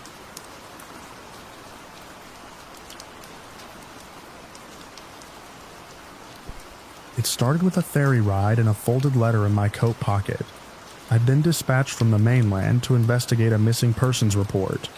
A girl named Rowan Morrison, age 12, last seen nearly a week prior on a private island called Summer Isle. The report had come unsigned, mailed anonymously to the station, with a single photograph of the girl and the words, "She is here. You must find her before the May Day celebration." That was all. I arrived just past midday. The sky was flat and gray, the wind stiff enough to carry the smell of salt through the ferry's open windows. The island didn't look like much. Rocky shorelines, a patchwork of windswept trees and scattered stone cottages rising up the hill. It had the kind of silence you only find in isolated places. When I stepped onto the dock, there were no greeters, just a few fishermen gutting their morning catch, each of them glancing at me and then quickly looking away. My badge didn't seem to carry much weight here. The village was neat, even picturesque. A single-lane road wound through it, lined with tidy gardens and whitewashed homes. Children played near a fountain. Women hung laundry in the breeze. Everyone I passed greeted me with unnerving cheer but showed no interest in the photograph I carried. When I asked about Rowan, they claimed not to know her. Not once did anyone even pause to think. It wasn't until I reached the schoolhouse on the hill that something cracked. The teacher, a severe woman named Miss Rose, regarded me with calm condescension. I showed her Rowan's photo and repeated my questions. "I'm afraid you're mistaken," she said. "There's never been a Rowan Morrison at this school." Yet on the attendance roll, I spotted the name, scribbled in faint pencil between two others, and then poorly erased. When I pointed it out, her smile faltered, just for a second. "I'll have to ask you to leave now." "The children are having their lesson," I insisted on staying. They were learning about the May Day rites, something about fertility, crops, and ancestral spirits. The children recited answers in eerie unison, voices high and mechanical. One girl whispered to me as they filed out for recess, "Rowan lives in the big house near the orchard, but she's not supposed to talk to strangers." The house she'd pointed to belonged to Lord Summerisle. I requested an audience, and was granted one by late afternoon. Summerisle was nothing like the humble farmers and shopkeepers I'd seen. He lived in a sprawling manor surrounded by blooming gardens. His appearance was almost theatrical. Tall, white-haired, dressed in a plum velvet jacket with a cane he didn't seem to need. He greeted me like a curious host welcoming a wayward guest. "Ah, the righteous emissary from the mainland. You'll find we're a simple people here, but we do enjoy our traditions." I showed him Rowan's photo and explained the report. "A tragic confusion," he said smoothly. "There is no such girl on this island. Perhaps she once visited? A tourist child. We do receive visitors during festival season." I didn't believe him. I made that clear. That night I stayed at the village inn. The room was modest and clean, but I barely slept. I heard drums in the distance, rhythmic and steady, and strange singing that echoed off the hills. Around 2 a.m, I saw torchlight moving through the orchard. Figures in long robes drifted between the trees, humming. I watched from behind the curtain until the last torch went out. In the morning, I returned to the school and tried to speak with more children. One boy laughed when I asked about Rowan and told me she's gone to the gods. When I pressed for what that meant, he ran off. I followed the orchard path up toward the cliffs, searching the terrain for signs of fresh digging or any place someone might hide a body. What I found instead was a stone circle, 12 massive standing stones with moss-covered roots and weathered symbols carved into their faces.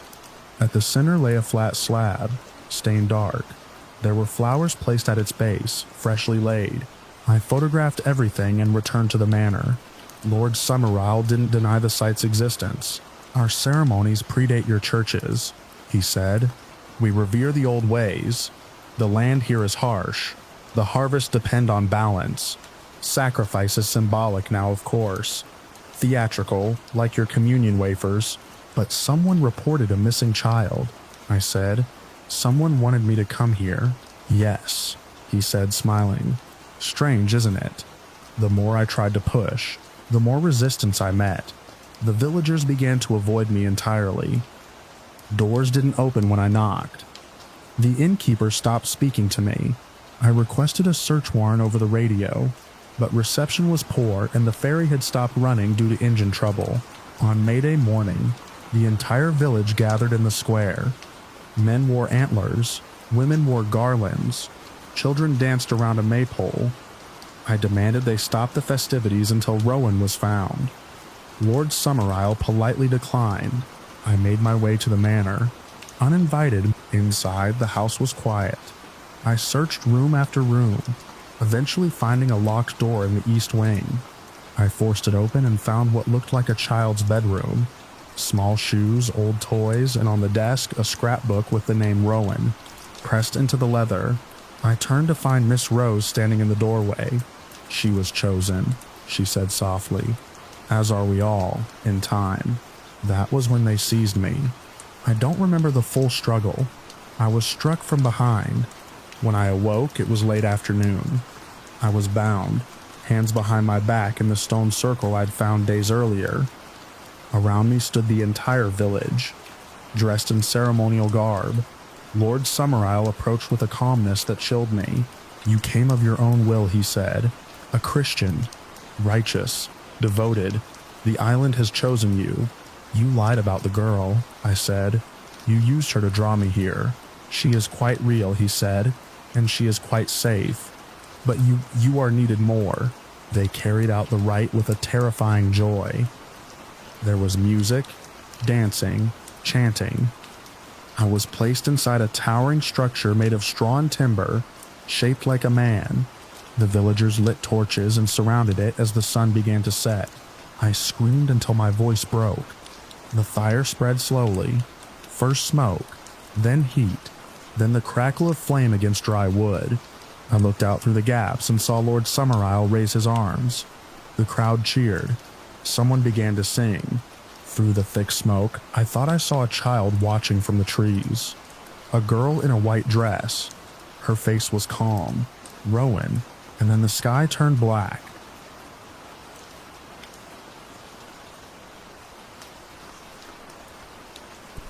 The heat was the first thing that hit me when I stepped off the train.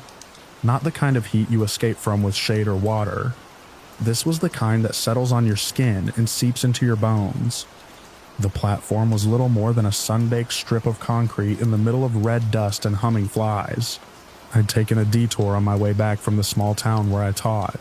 2 weeks of summer break left, and I thought I'd see a part of the country I hadn't yet.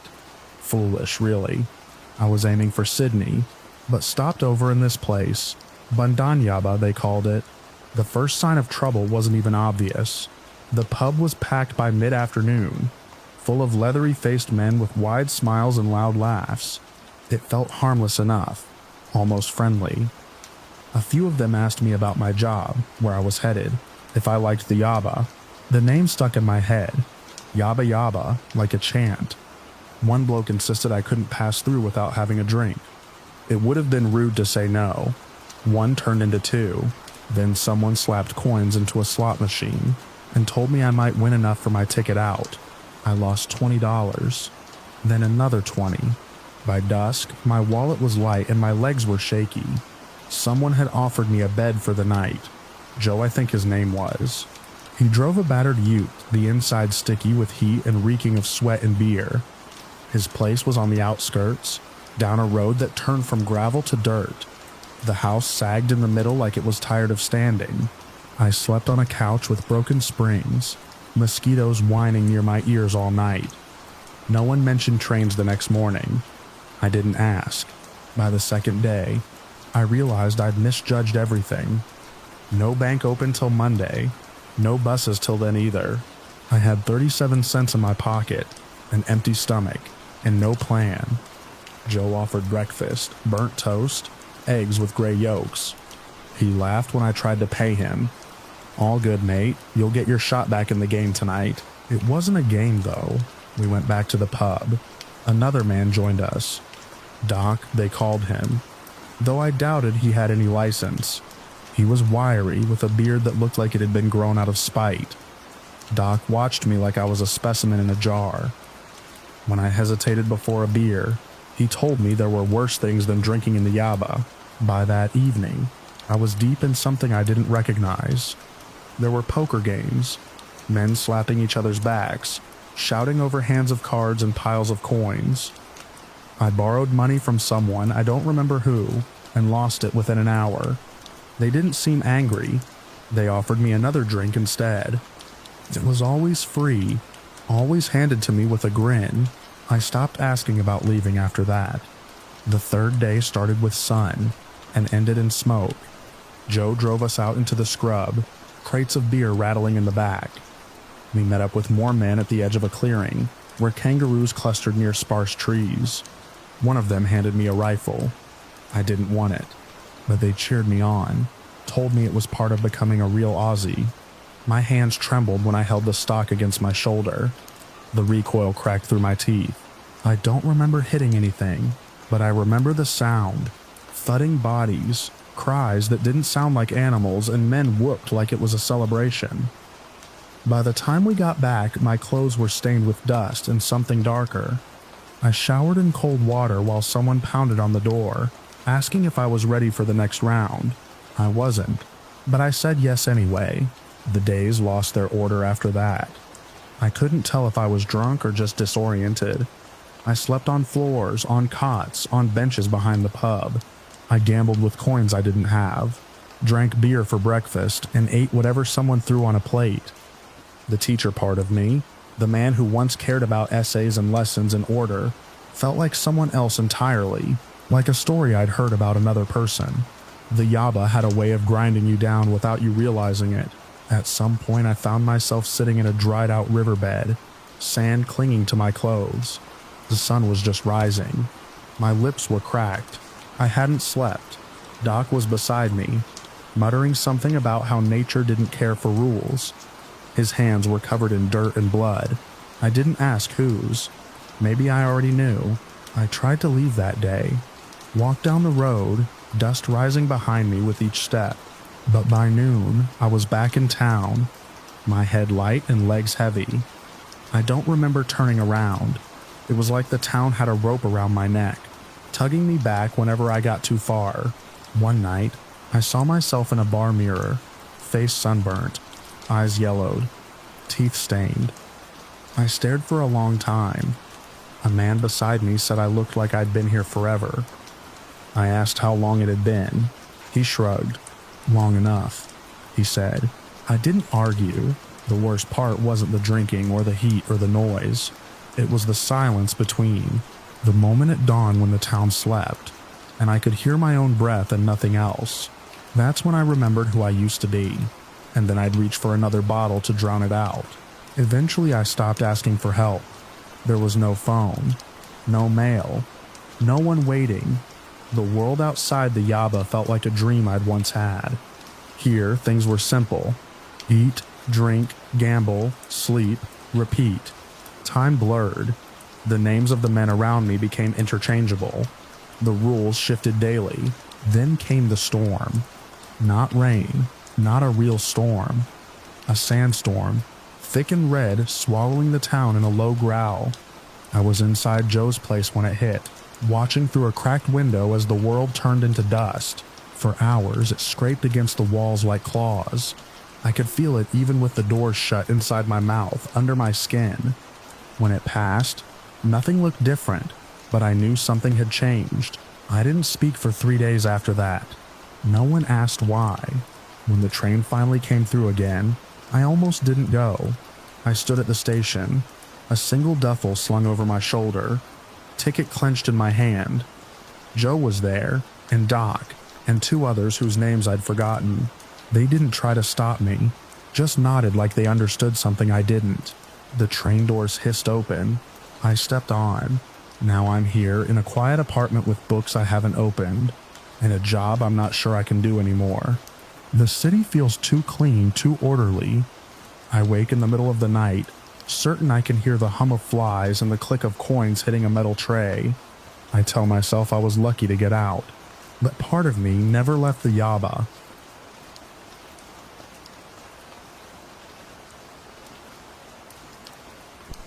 I arrived in Darnell, Massachusetts, under a sky the color of old bruises.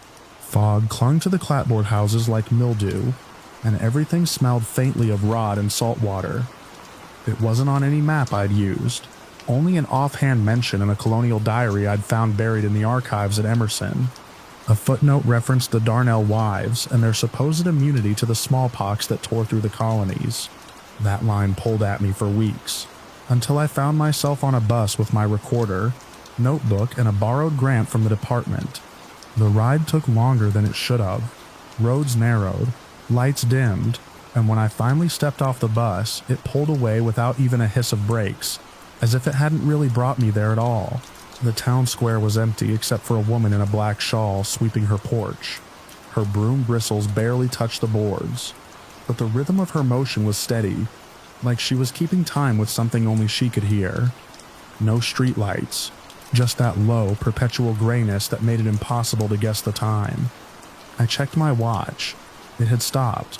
The inn was on the corner, a 3-story structure with warped windows and a sign so faded it looked like frost on wood. Inside, the lobby was dark except for a lantern glowing behind the desk. The man who checked me in didn't speak until I handed him my ID. He stared at it a long time. Then, without looking up, he slid a brass key across the desk and muttered that my room was on the 3rd floor. "Don't use the elevator," he added, which was strange because there wasn't one. I started my research the next morning, though morning meant nothing in Darnell. The fog didn't lift. It pressed up against the windows of the town hall, where the historical records were kept in brittle manila folders inside a warped oak cabinet.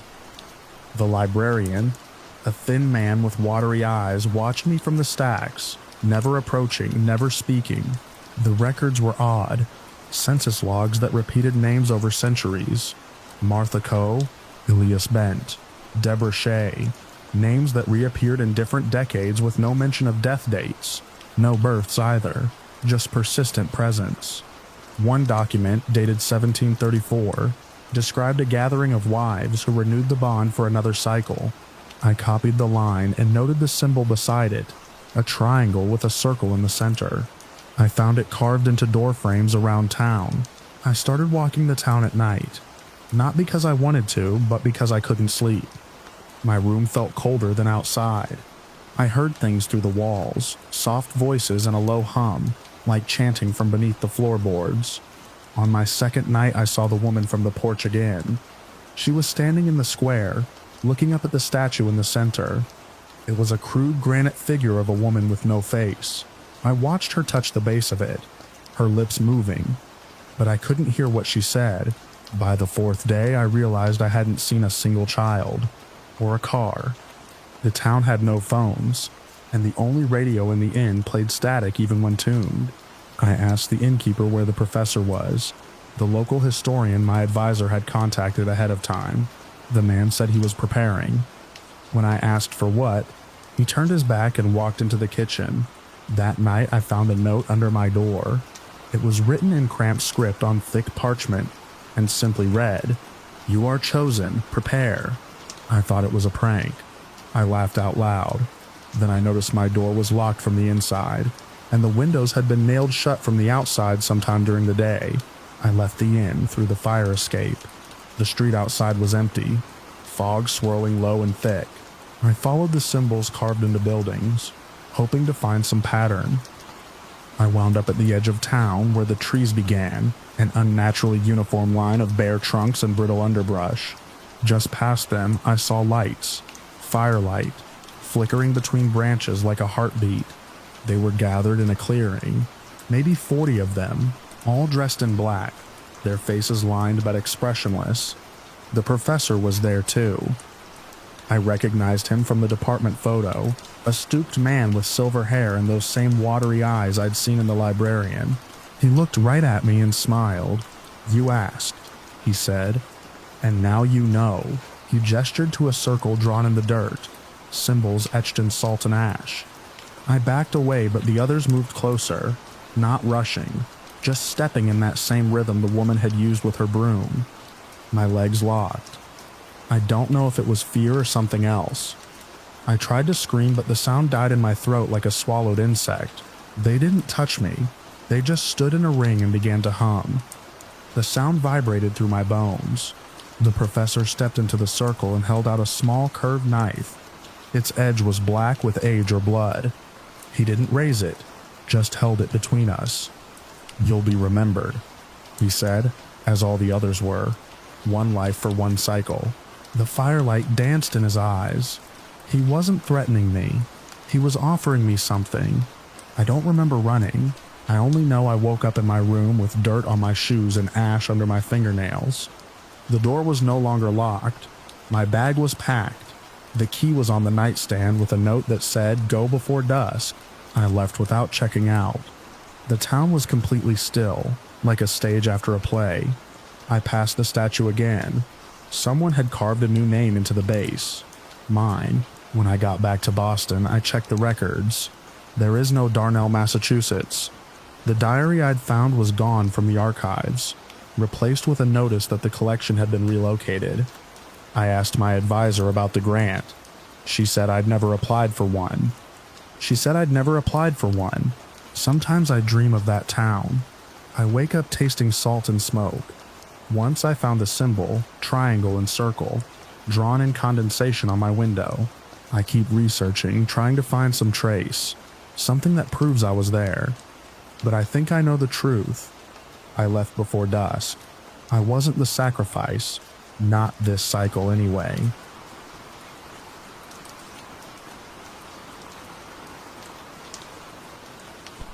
We drifted for hours, maybe days. I stopped trying to track the time after the second night. Salt crusted the corners of my eyes, and every breath came dry and heavy. The raft was barely holding together. 3 of us jammed against the warped planks, lashed in desperation after the yacht engine failed, and the storm took the rest. When the fog broke and we saw land, it felt like hallucination, but the jagged shoreline was real.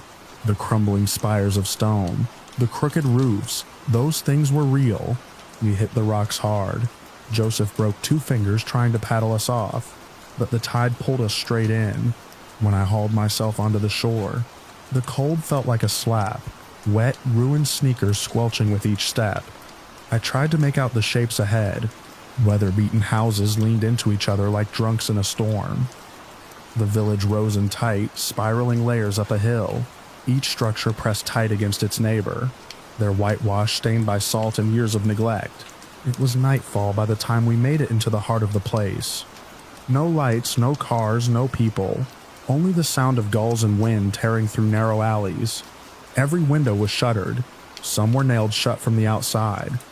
We knocked on doors, called out in broken Spanish and English, but nothing stirred. Joseph thought we should keep going uphill. Higher ground, he said, clutching his useless fingers. He kept glancing at the ocean behind us, like it might rise up and swallow the town whole. Lucy followed him without a word. I hesitated. Something about the village felt wrong. The buildings were too narrow, the doors too low, and some not shaped right at all, arched and lopsided in human curves. A fish stink lingered even this far from the water, old like it had seeped into the stone. We found an open door halfway up the hill. A small chapel maybe, though there were no symbols I recognized. Just a stone basin at the entrance filled with murky water and blackened bones. Joseph tried the switch inside. Nothing. But there was a pile of firewood stacked near a hearth. Lucy built a small flame and we huddled around it, shivering. We heard footsteps outside not long after. They moved in unison, heavy and wet. Slow. Too slow. We froze, holding our breath. Something paused outside the door. We could hear the breathing, deep, labored, almost whistling. Then a whisper. Not words, exactly. Just sound, like wind through a cracked shell. We waited a long time after it moved on, before speaking. Not going back out there, Joseph said. His voice cracked. No way, no way. We stayed the night, one by one drifting into a fitful sleep. I woke up just before dawn. The fire had died down to glowing coals, and Lucy was gone. We found her down by the docks. Her shoes were still on the path. Her footprints ended at the edge of the old pier. The water beneath was too dark to see through. Joseph called her name over and over, but I already knew she wasn't coming back. The worst part was the smell. That same fish rot, only stronger, thicker in the air. It clung to our clothes for hours. We should have run then, but there was nowhere to run to. The road we came in on had vanished, swallowed by undergrowth and bramble, like it had never existed. The shoreline curved back on itself in a way that made no sense. Every route out looped us back into the same central square, where a dry fountain sat cracked and filled with seaweed. The villagers appeared just after sunset. No ceremony, no procession. They were just there, filling the square, standing still, silent, watching us. They were wrong in ways that only made sense up close. Limbs too long, skin with a greenish pallor, Some were covered in scales, fine as dust. Their eyes were bulbous and milky, reflecting light even when none was there. One woman, or something shaped like a woman, had no nose, just slits in her face, and a wide lipless mouth. They parted to let one man through. Taller than the rest, his robes dragged behind him, wet even though the ground was dry. He had webbing between his fingers and a gold medallion pressed against his chest, etched with spirals and teeth. He raised a hand toward us, not a gesture of welcome. Joseph ran. He didn't get far. They moved fast when they wanted to. Fast and quiet. I don't know what they did to him exactly. He didn't scream, just a thud, then silence. They didn't come after me. Not right away. I made it back to the chapel, locked the door, shoved furniture against it. I don't remember falling asleep, but I must have. I woke up to the sound of water dripping from the ceiling. The air felt heavier, wet. The fireplace was full of seaweed. I pushed the door open slowly. The square was empty again. No villagers, no bodies. I wandered for hours, trying to find the road again, but the town had shifted. Streets curved where they hadn't before. Doorways had moved. A stairwell that once led to the upper levels now descended into brackish water. By nightfall, I realized they were hurting me. The only paths left led downhill, toward the shore. I saw Joseph again. At least I think it was him.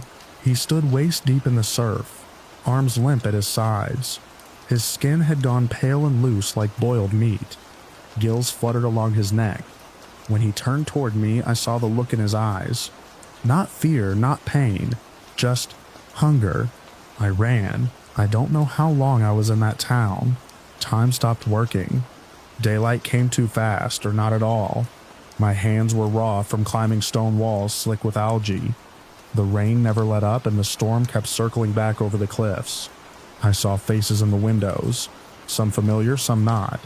I saw Lucy once, or something wearing her face, dragging itself across a rooftop with limbs that bent the wrong way.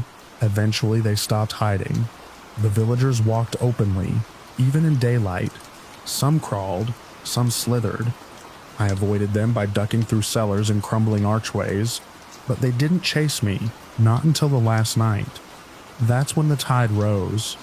It came in faster than seemed possible, flooding the streets and lower levels of the houses. I climbed, higher and higher, but the town didn't seem to end, just more stairs, more twisted alleyways, more windows watching me. The water followed. I reached the highest point, a bell tower, half collapsed and coated in moss. From there, I saw it, something in the sea moving toward the shore.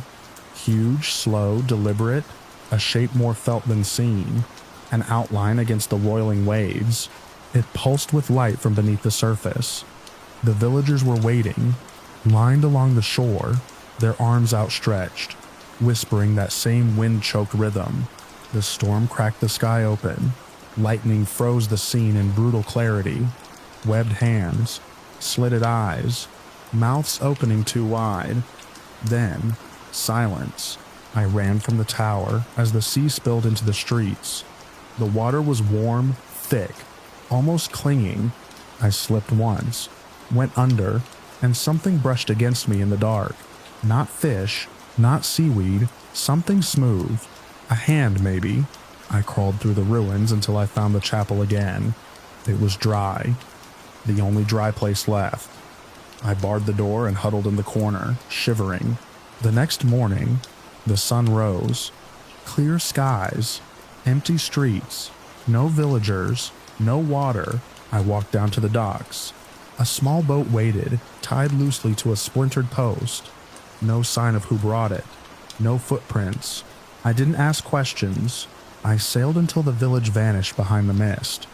When a rescue ship found me adrift 2 days later, I didn't speak for a week. They said I'd been missing for less than 3 days. That the part of the coast I described doesn't have any villages, just cliffs and open sea.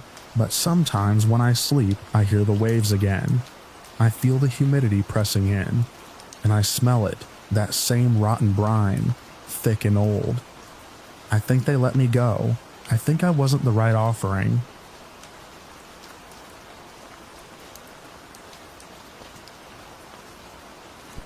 The air was thick with salt and old rot. Everything smelled damp. Trees clung to the rock like they were afraid of being washed away.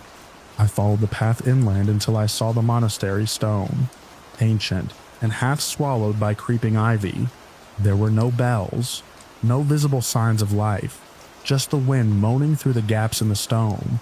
The rain started just as the ferry left the mainland, streaking the windows in long, lazy rivulets. I watched the horizon dissolve into a blue-gray smear and tried not to think about how alone I was. Not just alone on the boat, though, I was, but in the bigger sense. I hadn't told anyone in the family where I was going. No assistants, no attorneys, not even my brother. Especially not my brother. The island didn't appear until we were nearly upon it, a dark shape rising out of the sea like a bruise. No docks, just a narrow stone landing that jutted into the water like a broken tooth. The captain didn't say anything when I stepped off. He only pointed toward the path, and then turned the boat around. They were waiting for me. "You must be Miss Calder." And 3 of them stood at the arched entrance, all in the same black habits, faces mostly hidden beneath stiff white quiffs. One stepped forward, hands folded neatly at her waist. Her voice was low and clipped, not unfriendly, but certainly not welcoming. The inside was worse. Cold. Older than the outside somehow. The stone smelled like wet bones. They took me to a small guest cell. Narrow bed, wooden crucifix, a basin with cold water. No mirror, no personal touches, just walls that pressed in like they remembered things. "You'll meet the abbess tomorrow," Sister Magdalene said. "She will answer your questions." I nodded. She introduced herself as Sister Magdalene. The others didn't speak, only turned and walked deeper into the stone halls, assuming I would follow, and I did. That night, I couldn't sleep. The mattress was too thin, the walls too thick. I heard things soft footsteps in the hall when no one should have been walking. Whispers in a language I couldn't understand. A heavy dragging sound that stopped just outside my door but never knocked. She was very old, skin like parchment, hands twisted with arthritis, eyes cloudy but sharp behind the haze. She didn't ask why I'd come. She already knew. The next morning, I met the abbess. "The Calder family has been generous," she said, "but generosity breeds questions." She smiled faintly. "This is a place of silence, Miss Calder. We do not advertise our work. I just want to understand what my grandfather was funding." I said, "Millions over decades and not a word about where it went." "Come," she said, "see for yourself." We went down, past the chapel, past the old kitchens, past even the cellar, deeper than made sense. I counted 7 flights of stone stairs before I lost count. The air changed, metallic, wet. The stone walls here wept with condensation. There were no lights, only torches set in iron brackets. Their flames cast everything in orange and black. I pressed harder, mentioned audits, legal options, transparency. She didn't flinch. The catacombs stretched in every direction. Arched tunnels, alcoves filled with broken statuary, old bones behind iron grates. I thought of ossuaries I'd seen in Europe, but this felt older, raw. "The reason for your family's generosity lies beyond," the abbess said. We stopped before a heavy wooden door, banded in rusted iron. She turned a key that looked carved from bone. The room beyond was round, domed, and very cold. The walls were lined with symbols I didn't recognize. In the center was a pit, maybe 6 feet across, covered by a grate of thick black metal, pitted and scorched. From beneath it, something moved. It didn't make sense. The thing wasn't alive in any way I understood. No eyes, no limbs, just a presence. Wet, pulsating, dark as oil. I couldn't look directly at it. My vision kept sliding off like it rejected observation. The longer I stood there, the more I felt it. Noticing me, the abbess spoke quietly. "It is not of this world. Your ancestor brought it here, bound it, and swore his bloodline to its keeping. I turned to her, throat tight. My grandfather? His grandfather before him, and so on. The Calder line has always served the Keeper's Pact. Your donations maintain the wards, the isolation, the vigilance. The abbess gave me a long look. It does not matter. I backed away from the pit. The thing below shifted again as if amused. I didn't agree to this, I said. The nuns were waiting again. Not 3 this time. All of them. That night I dreamed of the thing. Not as it was, but as it had been. Or would be. I saw vast oceans that boiled under black skies. Monolithic shapes moving beneath the waves. My skin crawled. My bones ached. I woke with a scream locked in my throat and blood on my pillow. Though there was no wound. You were chosen before birth. She said, the blood remembers. They ringed the courtyard in silence. Faces expressionless. Hands folded. The abbess stood in the center. I tried to leave. Tried to reach the path. The landing, the sea. But the ferry didn't come. Days passed. Or maybe weeks. Time lost meaning down there. They brought me food, water, books and languages I'd never seen. I wasn't a prisoner, they said. I was a vessel, a bridge. The blood recognized its purpose, even if my mind rebelled, and slowly, something changed. I stopped asking questions. I began to hear it, not in words, in feeling, in memory, in echoes of things not my own. It wasn't just inside the pit. It was inside me, and it had always been. I started listening.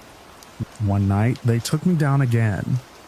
The catacombs seemed smaller now, like the walls had shifted inward. Or maybe I had grown. I didn't scream. The pit was open when we arrived. The grate removed. The thing inside no longer hid. It rose slow and terrible like ink blooming in water. It brushed the air with something like a limb and touched my hand. I understood. The abbess spoke a single word, one I didn't recognize but somehow knew. The thing pulsed once. I felt it enter me. The nuns knelt. As welcome, not as possession. I was not its warden. I was its continuation. In the days that followed, I helped reinforce the bindings, learned the glyphs, walked the perimeter of the island at dusk, listening for breaches in the silence. The abbess died soon after. Her face was peaceful. Her body returned to the sea. I took her place. Visitors come rarely now. Auditors. Curious philanthropists. I smile. I show them the upper levels. I answer just enough. No one ever asks to see the catacombs. They feel it, even if they don't understand. The thing below sleeps, and when it wakes, it will know me, but not forever.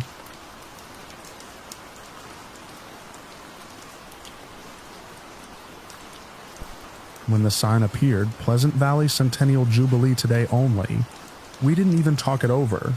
Jeremy took the turn without asking. Just like that, we rolled off the main road and into another time. We were 6 hours into our road trip, heading from Atlanta down to Panama City Beach. A summer escape. Me, Jeremy, Leslie, and my cousin Dana, all crammed into Jeremy's ancient Crown Vic. Windows down, sweat pooling beneath our thighs, radio cutting in and out. We weren't lost, exactly, just bored, and looking for something that wasn't the endless stretch of cracked asphalt and boiled pine trees. We weren't supposed to stop in Pleasant Valley. Jeremy made a joke about mint juleps. Dana said it looked like Disneyland for Civil War reenactors. We parked behind the town hall, next to a horse-drawn carriage that looked too pristine to be real. No one questioned why there were no other cars, or how the sky had turned just a little too bright, the clouds sitting still like stage props. The first thing that hit me was the smell, not rot or death or anything obvious, more like overripe magnolias, like the air was thick with syrup and old perfume. The town seemed preserved in amber, wood-frame storefronts with gas lanterns, bunting in red, white, and blue draped over everything. A brass band was playing somewhere, but not well. Every note had a wheeze to it like the instruments were breathing with their last breath. A woman in a hoop skirt waved us in. Her voice was pure southern honey. "You folks are just in time." They handed us ribbons. Red for Dana and me, blue for Jeremy, white for Leslie. "For the games," someone said, as if that explained it. We laughed, trying to play along. Everyone was in costume, and I thought maybe it was some kind of elaborate local festival. That made sense. Enough sense not to run. A man in a top hat and tails greeted us at the square. "Guests of honor," he beamed, clapping his gloved hands. "We've been expecting you." I remember the cobblestones under my sandals, hot from the sun. The town square was filled with booths, apple bobbing, sack races, fried pies stacked high like offerings. A little girl in ringlets tugged on Dana's hand, asked if she'd seen the wheel yet. Dana smiled and let the girl lead her away. I didn't follow. I should have. The first game was a greased pig chase. Jeremy got roped into it laughing, shirt off, covered in mud. Except it wasn't mud. When he slipped, his arm came up red. I saw the pig's flank stitched in a crude, puckered line. It wasn't squealing, just running in jerks, like something mechanical trying to die. The mayor, or whatever he was, started the jubilee with a speech. He spoke in that slow, flowery southern drawl, talking about 100 years of pain, and the reckoning owed by those who walked free while our dead stayed buried. Nobody clapped. Nobody moved. The smiles never left their faces, but their eyes were flat, glazed like taxidermy. Leslie disappeared during the pie tasting.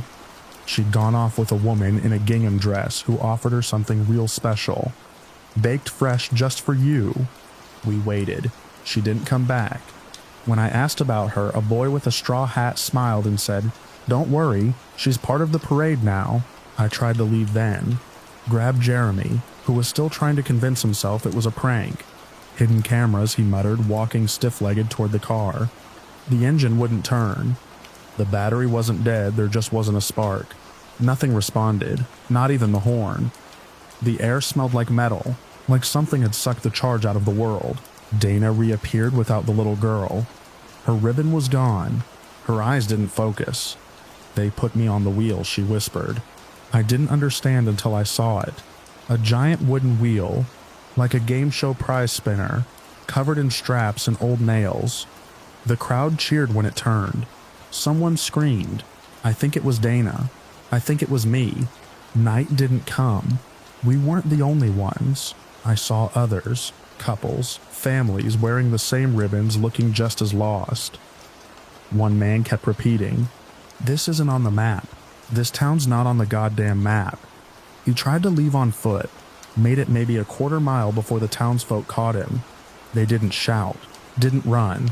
They just surrounded him in silence and walked him back. He was bleeding from the scalp, laughing hysterically. Time passed, I felt it in my body, the ache in my feet, the thirst. But the sun never moved. Pleasant Valley was locked in permanent afternoon. Shadows froze in place. The band kept playing the same song, off-key and dragging, like a record stuck in a groove. I couldn't find Dana again, or Leslie, just Jeremy pacing beside me, his smile cracking. Jeremy vanished during the sack race.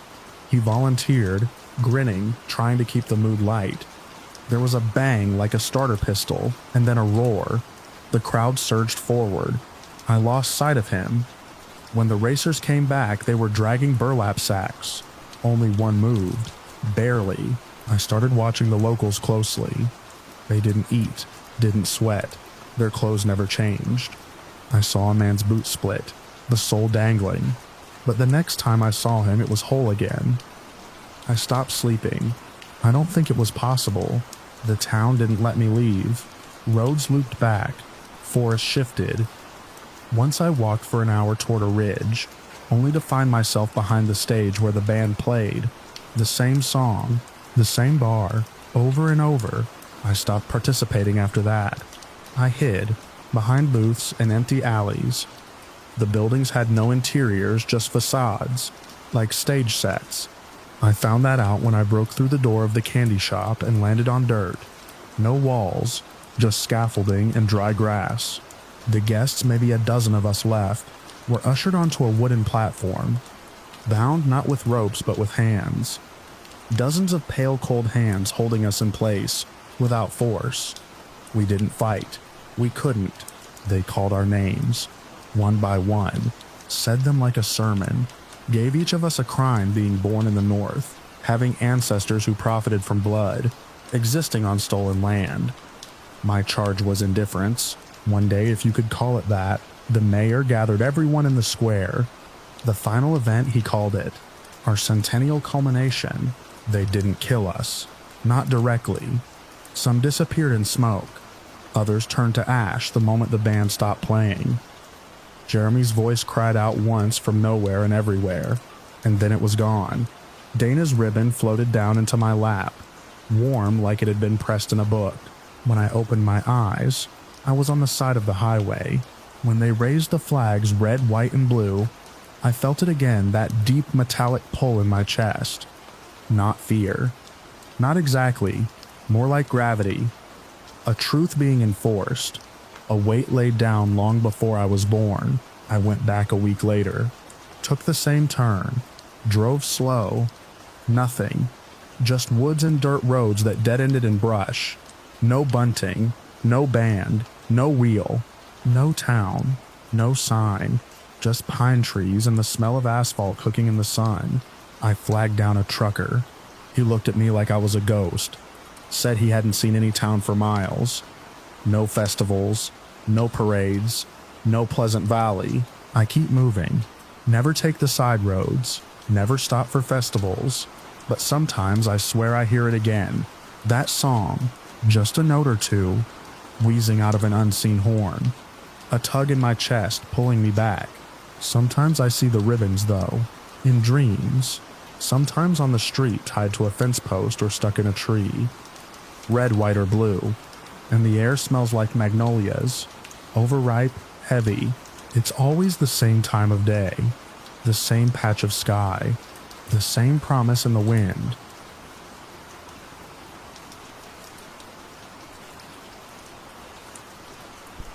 It started with the Henderson girl.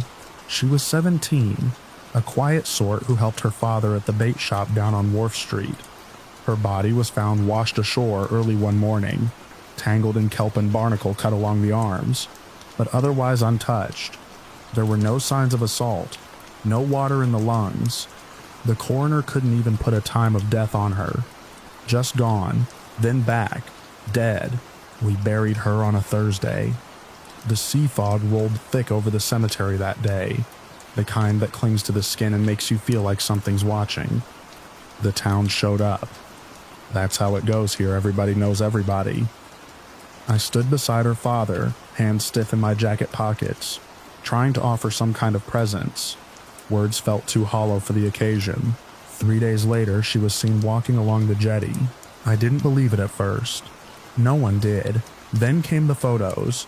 Blurry, yes, and distant, but you could make out her outline, the way she always wore that long green raincoat, even when it wasn't raining. One image caught her face in profile, half obscured by hair. That clinched it.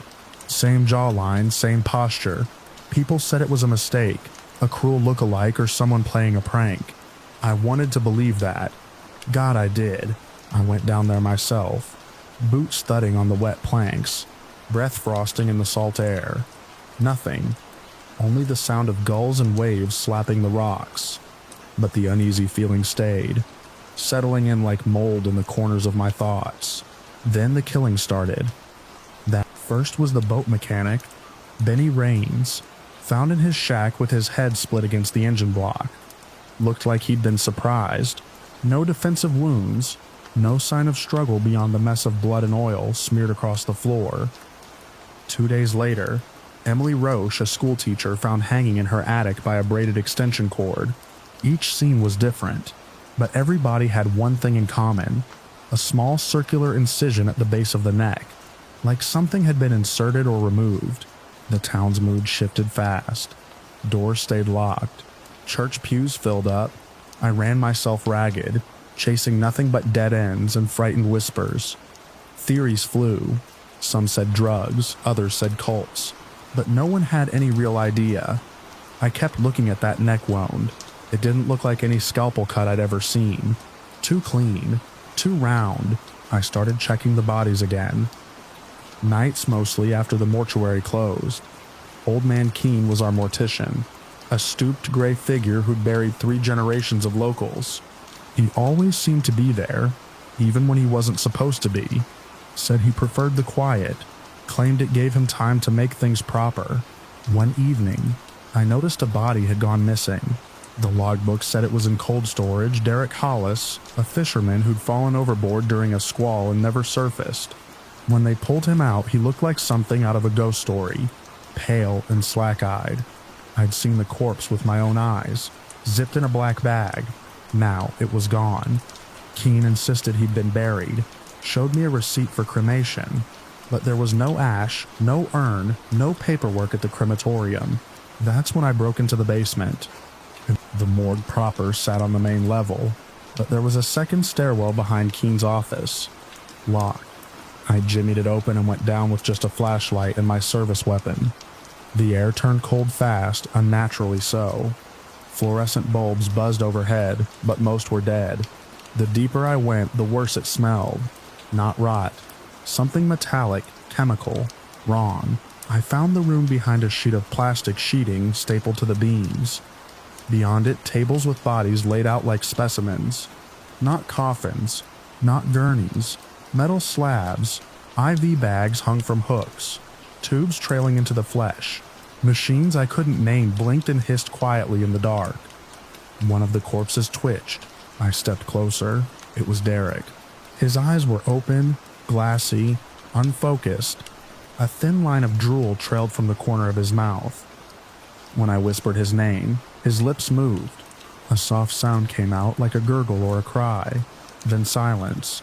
I turned and vomited into a bucket sitting nearby, already half filled with blood. Keene stood in the doorway when I emerged. He didn't try to stop me, just watched, calm, said something about a breakthrough and wasted potential. I didn't arrest him.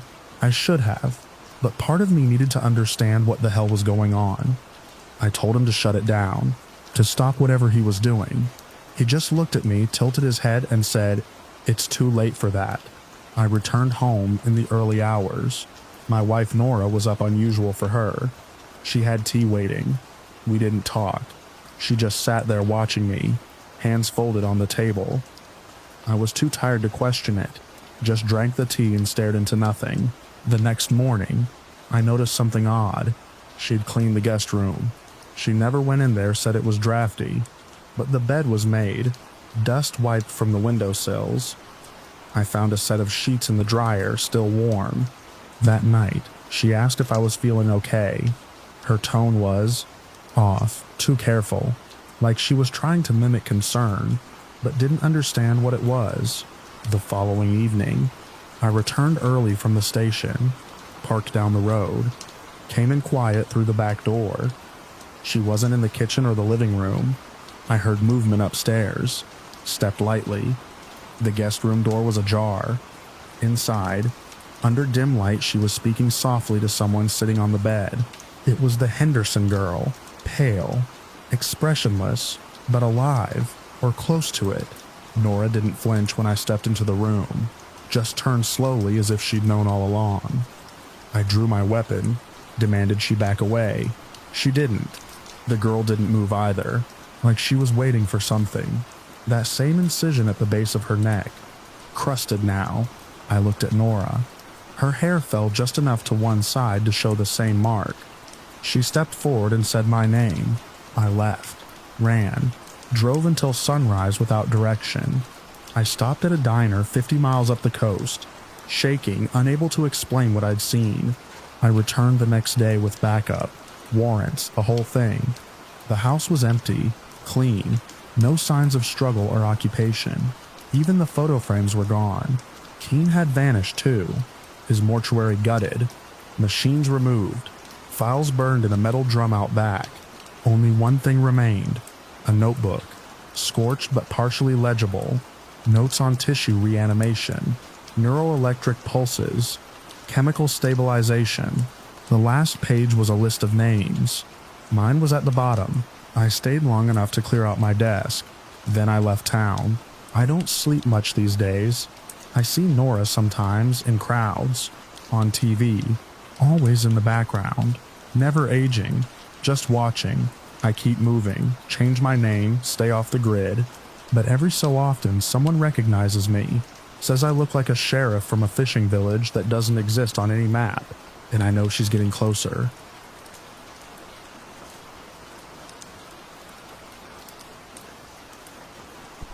The road into Rockwell wasn't on any GPS map.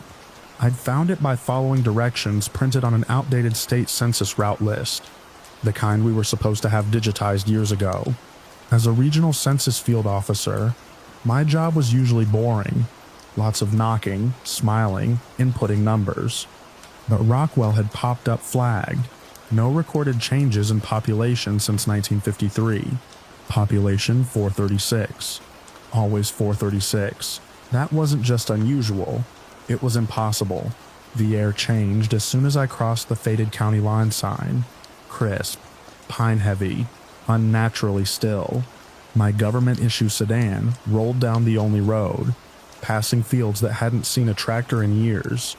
No litter, no signage, not even telephone poles. Just quiet. Too quiet.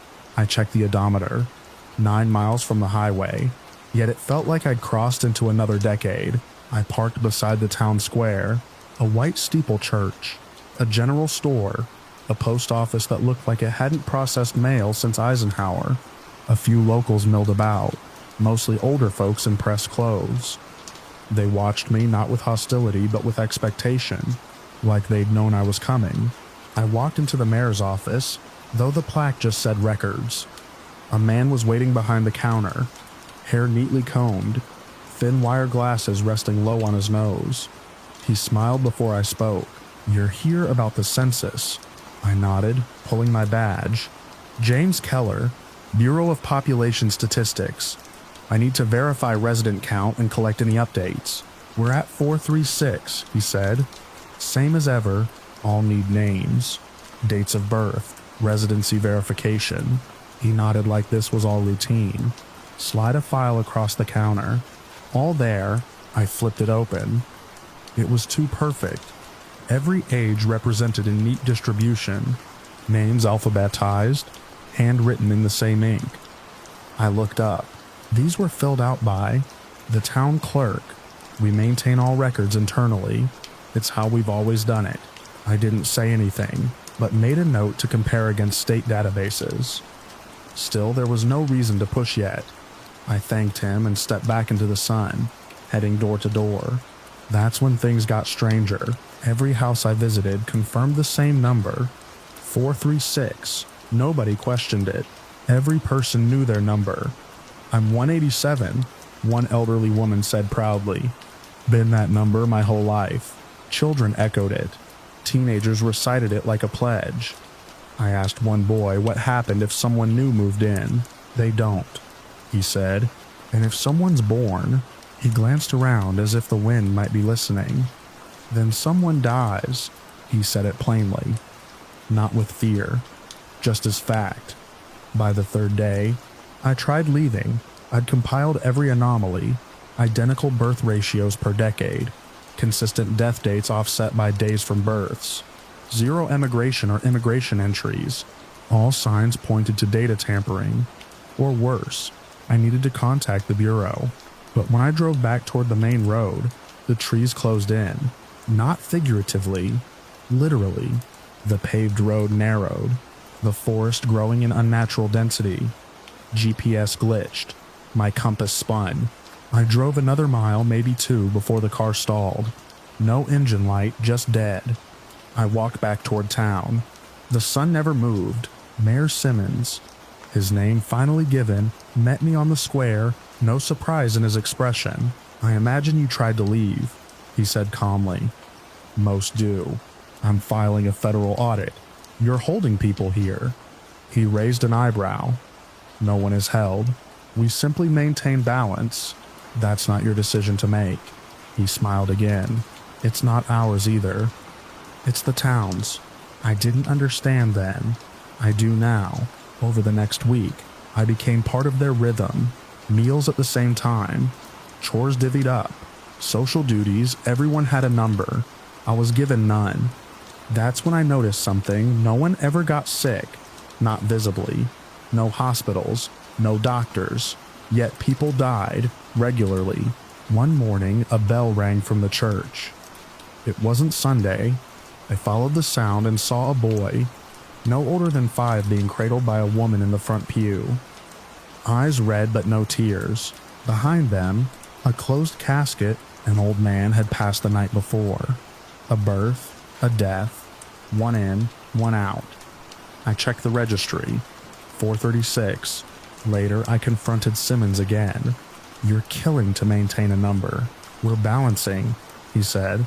"That's murder." He shook his head. "It's sacrifice. Equilibrium. The world outside overgrows, overreaches. We preserve. We've never gone without. Never needed more." I tried to run that night. I made it to the tray line before the ground gave out. Not literally, my legs just stopped responding. I collapsed in the dirt, heartbeat like thunder. When I opened my eyes, Simmons was there with 2 others. No anger, just inevitability. "You're not part of the count," he said. I was returned to town. I wasn't locked up, but watched constantly, always 2 paces behind. When I refused food, they brought it anyway. When I refused to speak, they didn't push. I was a ripple. They were waiting for me to flatten. The change came with the next birth. A woman mid-30s. Sharp eyes went into labor. I didn't know her well, but she'd greeted me once near the square. Kind voice. Her child was born healthy. Early morning. The bell rang. An hour later, they came for me. Simmons again. This time with the town's clerk and 2 others. He explained it softly, like a teacher walking a child through subtraction. The count must remain. "No," I said. He didn't argue. They walked me to the church. I wasn't tied. I wasn't forced. But I knew if I ran, the ground would betray me again. My body had become part of Rockwell, bound in ways I couldn't undo. Inside the church, a wooden bench had been placed at the altar. A line of townspeople waited behind it. Calm, ready. I refused to sit. So they waited. For hours. Eventually I gave in. Sat.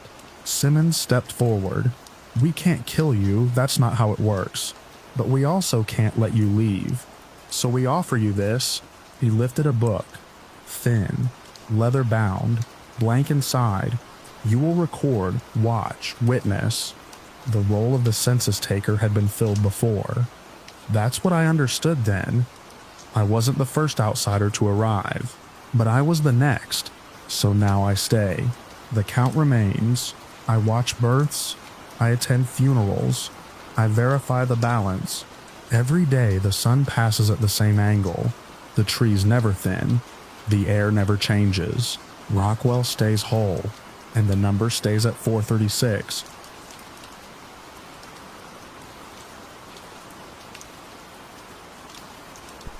The air changed the second I passed the rusting welcome sign for Point Dune. The coastal wind didn't feel like it was coming from the ocean. It felt like it was being sucked inland, like the town was breathing in. I didn't say it out loud, but I felt it in my stomach. A pull. My father's last postcard had come from here 6 months ago. He'd signed it with just his initials, GR. The handwriting had looked strange, tight, like the letters were clenched. The motel smelled like damp carpet and artificial citrus. I checked in under my own name. The woman at the front desk had eyes that lingered just a beat too long, like she was trying to place me from somewhere. When I asked if she remembered a man named Gerald Rayner staying there, she didn't answer, just handed me the key and said nothing else. I started with the public library. It was inside what used to be a firehouse. Most of the shelves were empty. The librarian, a young man with shaggy hair and a distant, almost glazed-over look, told me the records were all in the basement. He pointed without getting up. There was no one else in the building. Down there, under buzzing fluorescent lights, I found what I didn't even know I'd been hoping for. My father's name, over and over in visitor logs, in newspaper clippings, in a binder marked Civic Arts Committee. He'd come here on a grant to study coastal urban decay. how towns like this dried up and hollowed out after the fisheries failed. But something had changed in the notes. The first few entries were dry, academic, and then suddenly he started writing about the people, willingness to isolate from outsiders, new speech patterns, collective decisions made without discussion, shared vocabulary of hunger and waiting. The dates blurred after that. No format, no clear headings, just fragmented sentences that made my mouth go dry. They follow the one who walks at night. I came up hours later, paper dust on my fingers. The librarian was still at the desk, staring through me. When I asked about the name Gerald Rayner, he blinked like I'd shaken him from sleep, then slowly shook his head. I saw the grocery store as I walked back toward the motel. It was the only one in town, its windows dark despite the store being open. I went in. The lights hummed weakly. Cold air leaked from open freezer doors. There were no cashiers, just a few shoppers, all moving slowly, deliberately. No one spoke. I wasn't sure why I walked down the center aisle. Maybe I wanted to see what they were buying. Maybe I hoped to see something normal. Then a woman turned and looked at me. She had something in her mouth.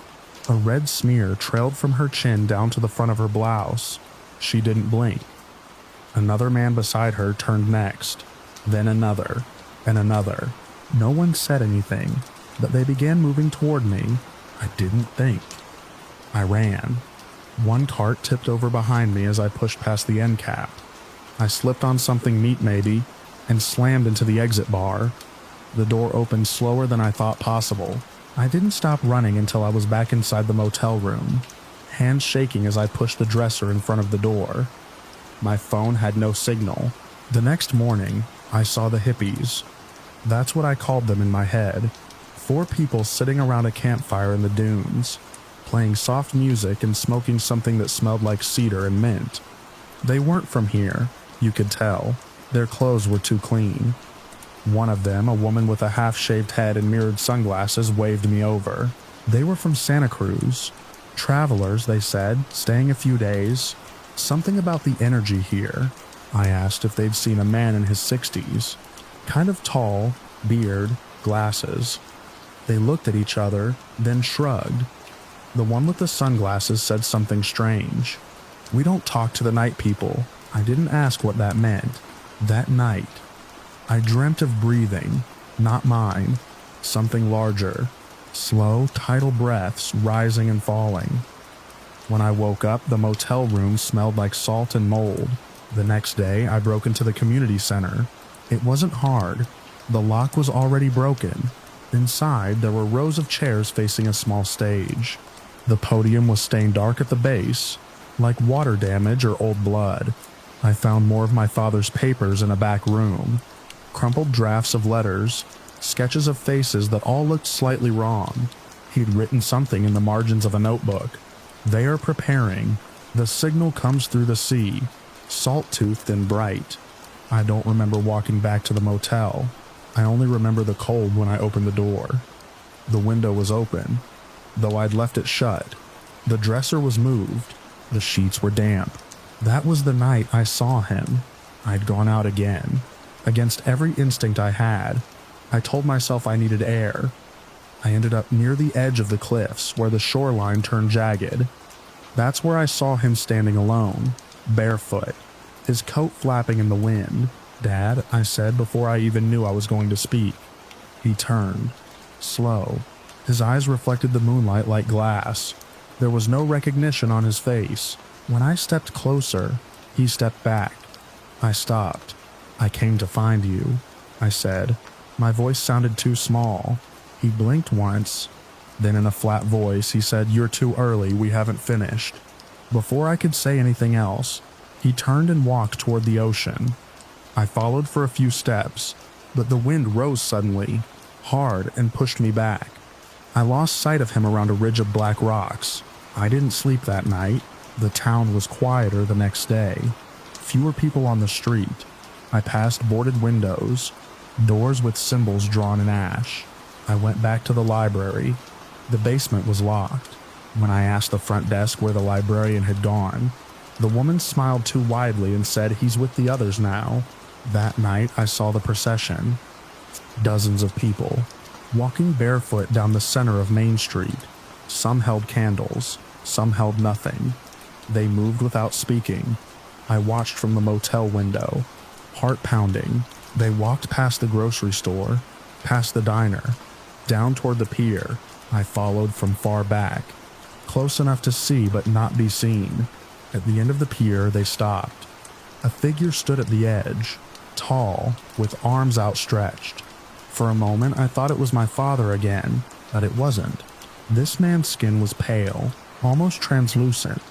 His mouth moved, but I heard no sound. The others responded in unison, low and rhythmic, like breathing. The sea below them churned. I don't remember going back. I don't remember sleeping. The next day, the hippies were gone. Their fire was cold. Their van was still there, keys in the ignition. I left that evening. I never found my father again. Not really. The man I saw on the cliff, he looked like him, but he wasn't him anymore. I still dream of that breathing, that slow, heavy pull of air. Sometimes I wake up with salt on my tongue.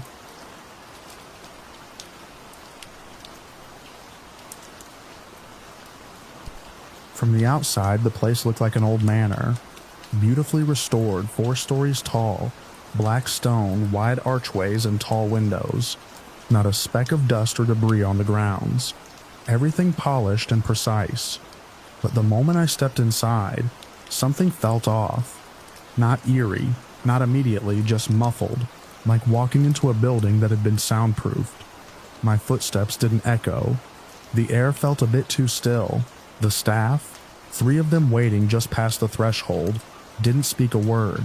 I arrived at the hotel just after sundown, the last fingers of daylight disappearing behind the hills as my rental car crunched up the gravel drive.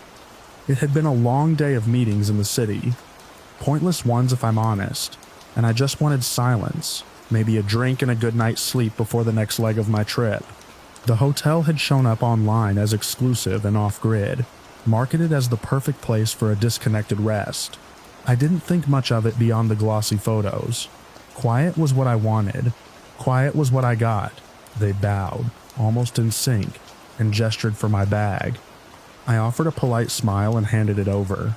No reception desk, just a long hallway stretching into dim golden light. One of them, a woman in a pressed charcoal suit, motioned for me to follow. Her gestures were precise, practiced, not like she was mute, more like she had been trained never to speak. She stopped at a door near the middle of the hall and handed me a key, an actual metal key, not a card. The tag was blank. Then she turned and walked away without a backward glance. The sound of her shoes on the carpeted floor faded faster than they should have. I followed her past corridors that branched in symmetrical repeating patterns. Everything was uniform. Same sconces, same rugs, same perfectly spaced doors. No room numbers. The air had that unmistakable scent of old wood and something sharper beneath it. Bleach, maybe. The room was beautiful, impeccably clean. Minimalist in style but rich in materials. Brushed brass fixtures, thick velvet drapes, a clawfoot tub. I let myself exhale for the first time in hours. Whatever oddities the place had, at least it delivered on comfort.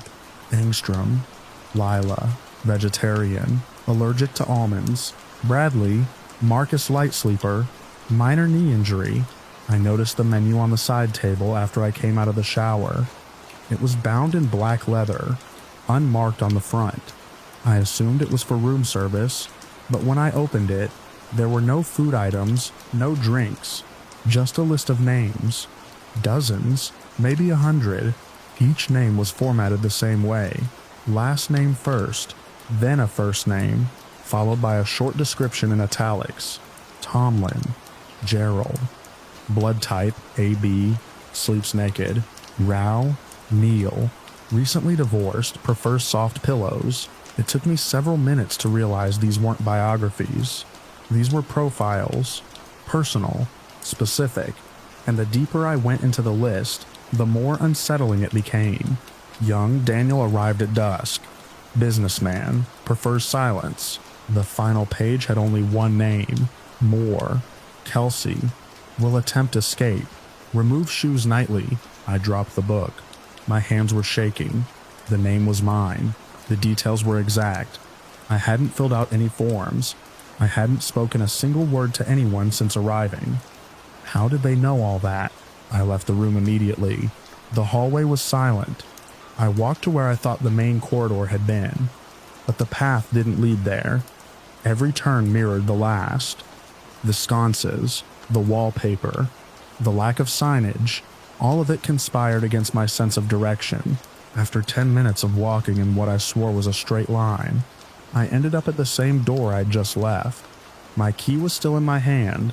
There were more of them down there, half a dozen, all standing still side by side, facing a wall. Their hands moved in synchronized staccato gestures. Silent conversation, a private language.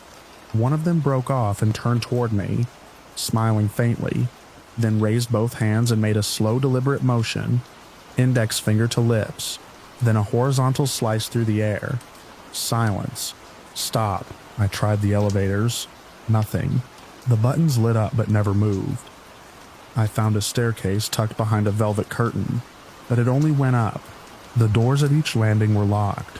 I made my way down instead, 3 levels below, until I reached what looked like a service floor. No windows, just walls of white tile and a long corridor lit by flickering fluorescent lights. That's when I saw them, the staff. I backed away. I didn't wait to see what came next. I waited for sunrise. It never came. Back in my room, I locked the door and pulled a chair under the knob. My phone had no service. The landline on the desk emitted a dial tone, but any number I called led to silence. No clicks, no errors, just open-ended silence like someone was listening. I ate. I don't know why. The windows never brightened. The sky outside remained dark, an endless twilight. At some point, I must have fallen asleep from sheer exhaustion, because when I woke, there was food on the table. Hot, untouched, but no sign of who had delivered it. On what should have been the 3rd day. I tried to leave. The front lobby was empty. No cars, no people. I tried the main entrance, but it was sealed. The doors didn't even have handles on the inside. I banged on the glass until my hands hurt. No one came. At one point, I found a service corridor with dozens of locked doors, each labeled only with initials. One stood ajar. Inside was a room like mine, identical down to the art on the walls, but the bed was unmade, and the air smelled stale, unused. On the side table was another menu. This one had different names. I searched for hours. Every possible exit was gone. Stairwells that ended in blank walls, emergency exits that didn't open, fire escapes that led to bricked-up facades. It was like the entire structure had been built to be inescapable once sealed. Some I recognized from the first book. Others were new. All had new notes. Engstrom, Lila, Resistant, Reprocessed, Rao, Neil, Calm, fully integrated. It's hard to keep track of time now. Meals still appear, 3 times a day. The lights dim and brighten on a fixed cycle, but the sky remains the same. The windows show a static night, stars that never shift. I think that's why no one speaks. They're accommodating a preference. Or maybe they're making sure no one hears what really goes on here. My name was still there. Same note. Prefer silence. I haven't seen another guest. Not really. I hear movement sometimes, doors opening, quiet footsteps, but when I check, there's nothing. The staff are always around, watching, walking in pairs, still using that silent language. I tried mimicking it once, just to see what would happen. One of them stopped in front of me and reached into their jacket. I didn't wait to see what they pulled out. I stopped trying to get out. I've started looking for cameras, trying to figure out how they watch me. I've only found one, embedded in the molding above the bed. I covered it. The next morning it was uncovered again, and my shoes were missing. The menu updated yesterday. I don't know what that means. I haven't done anything different. Maybe that's the point. Maybe that's what they wanted all along. It now reads, Young, Daniel compliant. Ready. The lights are dimming again, the food's already here. And this time, there's a knock at the door.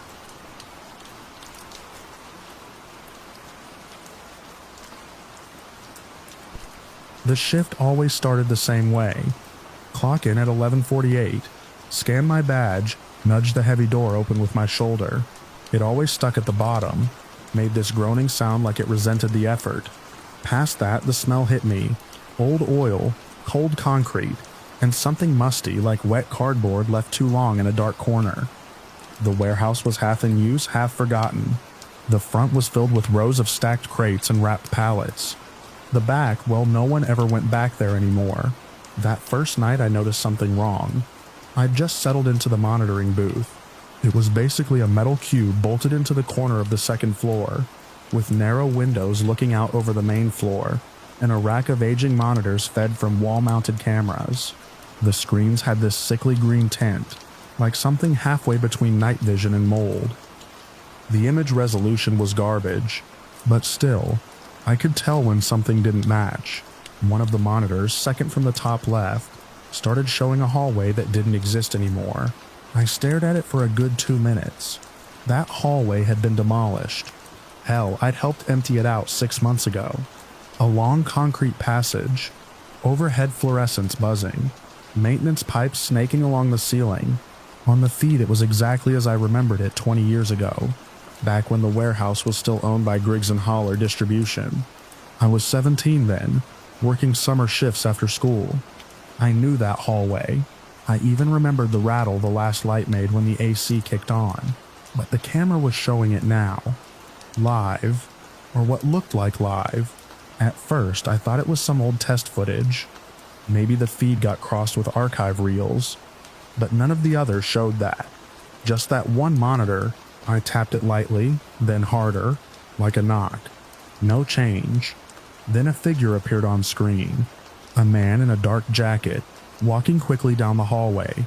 He had something in his hand. It glinted once beneath the overhead light. A second figure followed. A teenager in a red hoodie, hands in his pockets, head low. That's when my stomach flipped. I had that hoodie. I remembered it exactly. Red with white drawstrings, frayed cuffs, a grease stain on the pocket. I stared at the monitor and felt the temperature drop in the booth. I wasn't watching a tape, I was watching myself. I tried to pull the camera listing up on the terminal. The keyboard barely worked, and the system was so outdated it might as well have been DOS. But the label next to the feed just said Cam 13, Corridor 3B. That was impossible. Corridor 3B had been gutted. I walked through it weakly. It was a loading zone now, with wide open roll-up doors and forklifts parked in yellow line bays. I grabbed my flashlight and headed down. I shouldn't have, but I had to see it for myself. The air in that section of the building always felt colder. My boots echoed louder on the concrete, like the walls swallowed sound. When I turned the corner to Corridor 3B, I stopped breathing. The hallway was there, exactly like the monitor showed. Fluorescents flickered overhead, and the last light buzzed with a mechanical rattle. The paint on the cinder block walls was the same industrial beige, peeled in spots.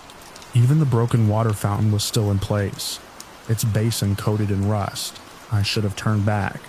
I should have called someone, even just logged the malfunction and locked the hallway. But I didn't. I kept walking, flashlight flicking from side to side. I passed the point where I'd seen the figure on the screen. Nothing. The hallway curved slightly right, narrowing. Then, I heard it. Footsteps. Not mine. Ahead of me. I killed my light. The dark swallowed me. But the hallway ahead glowed faintly under the flickering fluorescence. A shadow moved across the far end. I couldn't make out the face. Just the movement, smooth, fast, deliberate. He had something in his hand, still gleaming, still pointed low. I backed away, but not fast enough. He turned. I froze. His face wasn't clear, almost too dim to resolve. But I knew those eyes. Flat. Fixed. I'd seen them in the mirror for decades, though I'd never let myself admit it. I turned and ran. Back in the booth, I slammed the door and locked it. The monitors flickered again. Now every screen showed the hallway, from different angles. Some showed me running. One showed me looking directly into the camera. I checked the time. 12:03 a.m. Then the screen in the center changed, and it showed a close-up of the teenager in the red hoodie. Me, again backed into a corner at the far end of the corridor. The man in the dark jacket stood in front of him, something in his right hand. I couldn't see what I wanted to reach for the phone, but my hand wouldn't move. I watched as the man lifted his hand. There was no sound on the feed, just static creeping into the edges. The image bent slightly like the camera lens warped under pressure, and then the screen cut to black. I sat in silence. The only sound was the hum of the booth's ancient heater, and the faint clunk of something shifting in the walls. The feed returned a minute later. This time it showed the hallway empty. The floor was clean. No one there. The lights flickered as usual. Nothing out of place, except on one monitor. A shape lay crumpled in the corner, a red hoodie twisted beneath a still form. I staggered out of the booth and back to the hallway. But it was gone. Literally gone.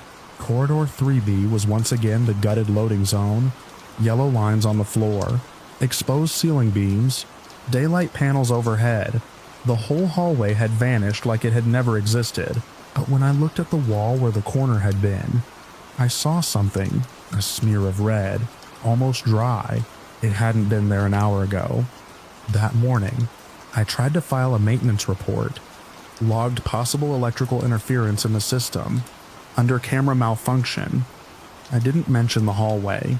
I didn't mention the footage. I didn't mention that I saw my own murder 20 years after it happened, or was supposed to happen. I told myself it was over.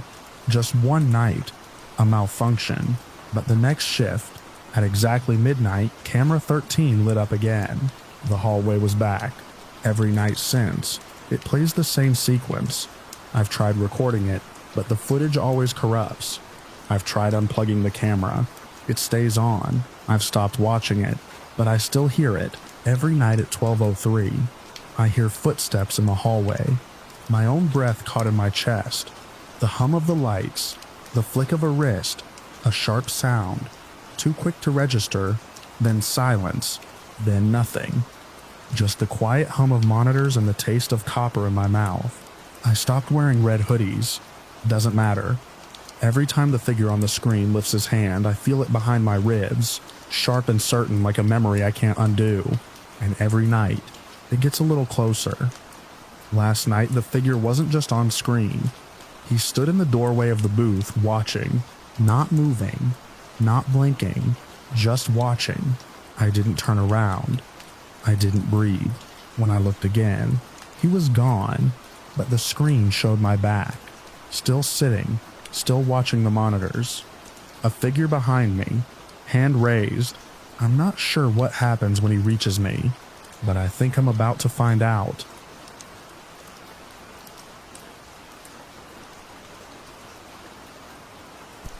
I'd been painting for nearly 12 hours when it started. The first thing I noticed was a thin, glistening line sliding down the center of the canvas, right where I'd brushed the edge of a pine tree under a dull gray sky. At first, I thought it was just turpentine leaking from an overloaded layer, but when I reached out to dab it, my fingers came away sticky, crimson. It wasn't paint. The fluid blood, as far as I could tell, pulled on the drop cloth below. I stared at it too long. I didn't move, didn't even breathe, until a draft from the window made the canvas tremble on its stand, and I snapped out of it. I told myself it had to be from somewhere else. A cut I hadn't noticed. Maybe. My hands were trembling but not bleeding. I pulled the cloth off the bottom of the frame, sniffed it. It had the sharp copper tang I recognized from cleaning fish as a kid. But no fish had ever gushed from a painted tree line. I should have stopped there. The painting was a landscape I'd started during a rut. I'd holed myself up in the studio out behind my parents' old house, deep in the woods, no phone, no distractions, just oil, canvas, and the hiss of the space heater clicking on and off every hour. It was meant to be a meditation, something quiet, a stretch of dark trees under a heavy sky, a road barely visible curving out of frame. It was supposed to be simple, but I kept coming back to it. Layer after layer, I deepened the woods, adjusted the cloud cover, played with the texture of the dirt road. I couldn't leave it alone, and now it was leaking. I spent the next hour cleaning up the drop cloth, inspecting the easel, the frame, the wall behind it, everything I could think of. I even checked my own eyes in the mirror over the sink, thinking maybe I'd hallucinated the whole thing. But the streak on the canvas had dried a dull rust color, and there was still a stain on the drop cloth. I tried to sleep, I really did, but around 2:30 in the morning I gave up and went back into the studio. The room was cold. I'd left the heater on, but it was off now. The red indicator light blinked dead. I crossed the room to reset it and stopped halfway. The painting had changed. The trees were still there. The clouds still hung low and swollen, but the road, my road, the one I'd painted turning gently to the left, had shifted. Now it turned sharply to the right and disappeared behind a thicket of black trees that hadn't been there before. I hadn't touched the canvas since cleaning up the stain. For a few minutes I stood and stared, hoping I was just remembering it wrong. But I wasn't. I knew my lines. I'd laid that road down with a palette knife, shaping it for hours. Now it bent in a direction I'd never painted. I tried to tell myself it was some weird chemical reaction. Maybe the heat had warped the oils. Maybe I'd sleep-deprived myself into a mistake. But the part that made my stomach twist wasn't the road. It was what I saw at the tree line. A figure, too small to see clearly, but unmistakably there. A silhouette standing just beyond the bend, half shrouded in the trees, watching. I didn't sleep that night. I didn't eat much the next day either. I sat in the studio with the lights off, staring at the painting. I waited, telling myself it was impossible, but hoping it would move again. It didn't, not while I watched. It was only when I stepped out to grab coffee, 10 minutes, no more, that it changed again. This time, the figure was closer, still in the trees but larger now, clearer. The outline of a man, thin and long-limbed, with something draped over his shoulders like a shawl. The road was straighter too, leading toward the foreground, toward me. I left the coffee on the workbench and backed away. That night I stayed in the studio, watching. I didn't blink much, didn't dare leave the room. Around 4 in the morning, I started nodding off. My body betrayed me. My chin dipped once, maybe twice, and when I looked again, the figure had moved, closer. He was halfway down the road now, no longer in the trees. Still too far for features, but his posture had changed. His arms hung loose at his sides. His shoulders looked wrong, tilted as if they'd been broken and reset at odd angles. And the shawl I thought I saw before looked more like a curtain of black bristles now. Hair? Fur? I backed out of the room and slammed the door. At dawn, I took the canvas off the easel and turned it to face the wall. I should have destroyed it, burned it, but I couldn't. I sat there on the floor with a lighter in my hand for nearly an hour, and never struck it once.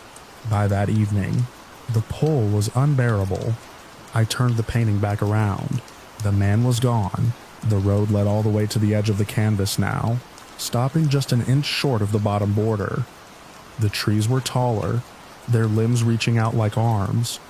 The clouds overhead had parted, just enough to let a gray-white glow fall across the road. I stepped closer. Something about the detail caught me. The texture. It was wrong.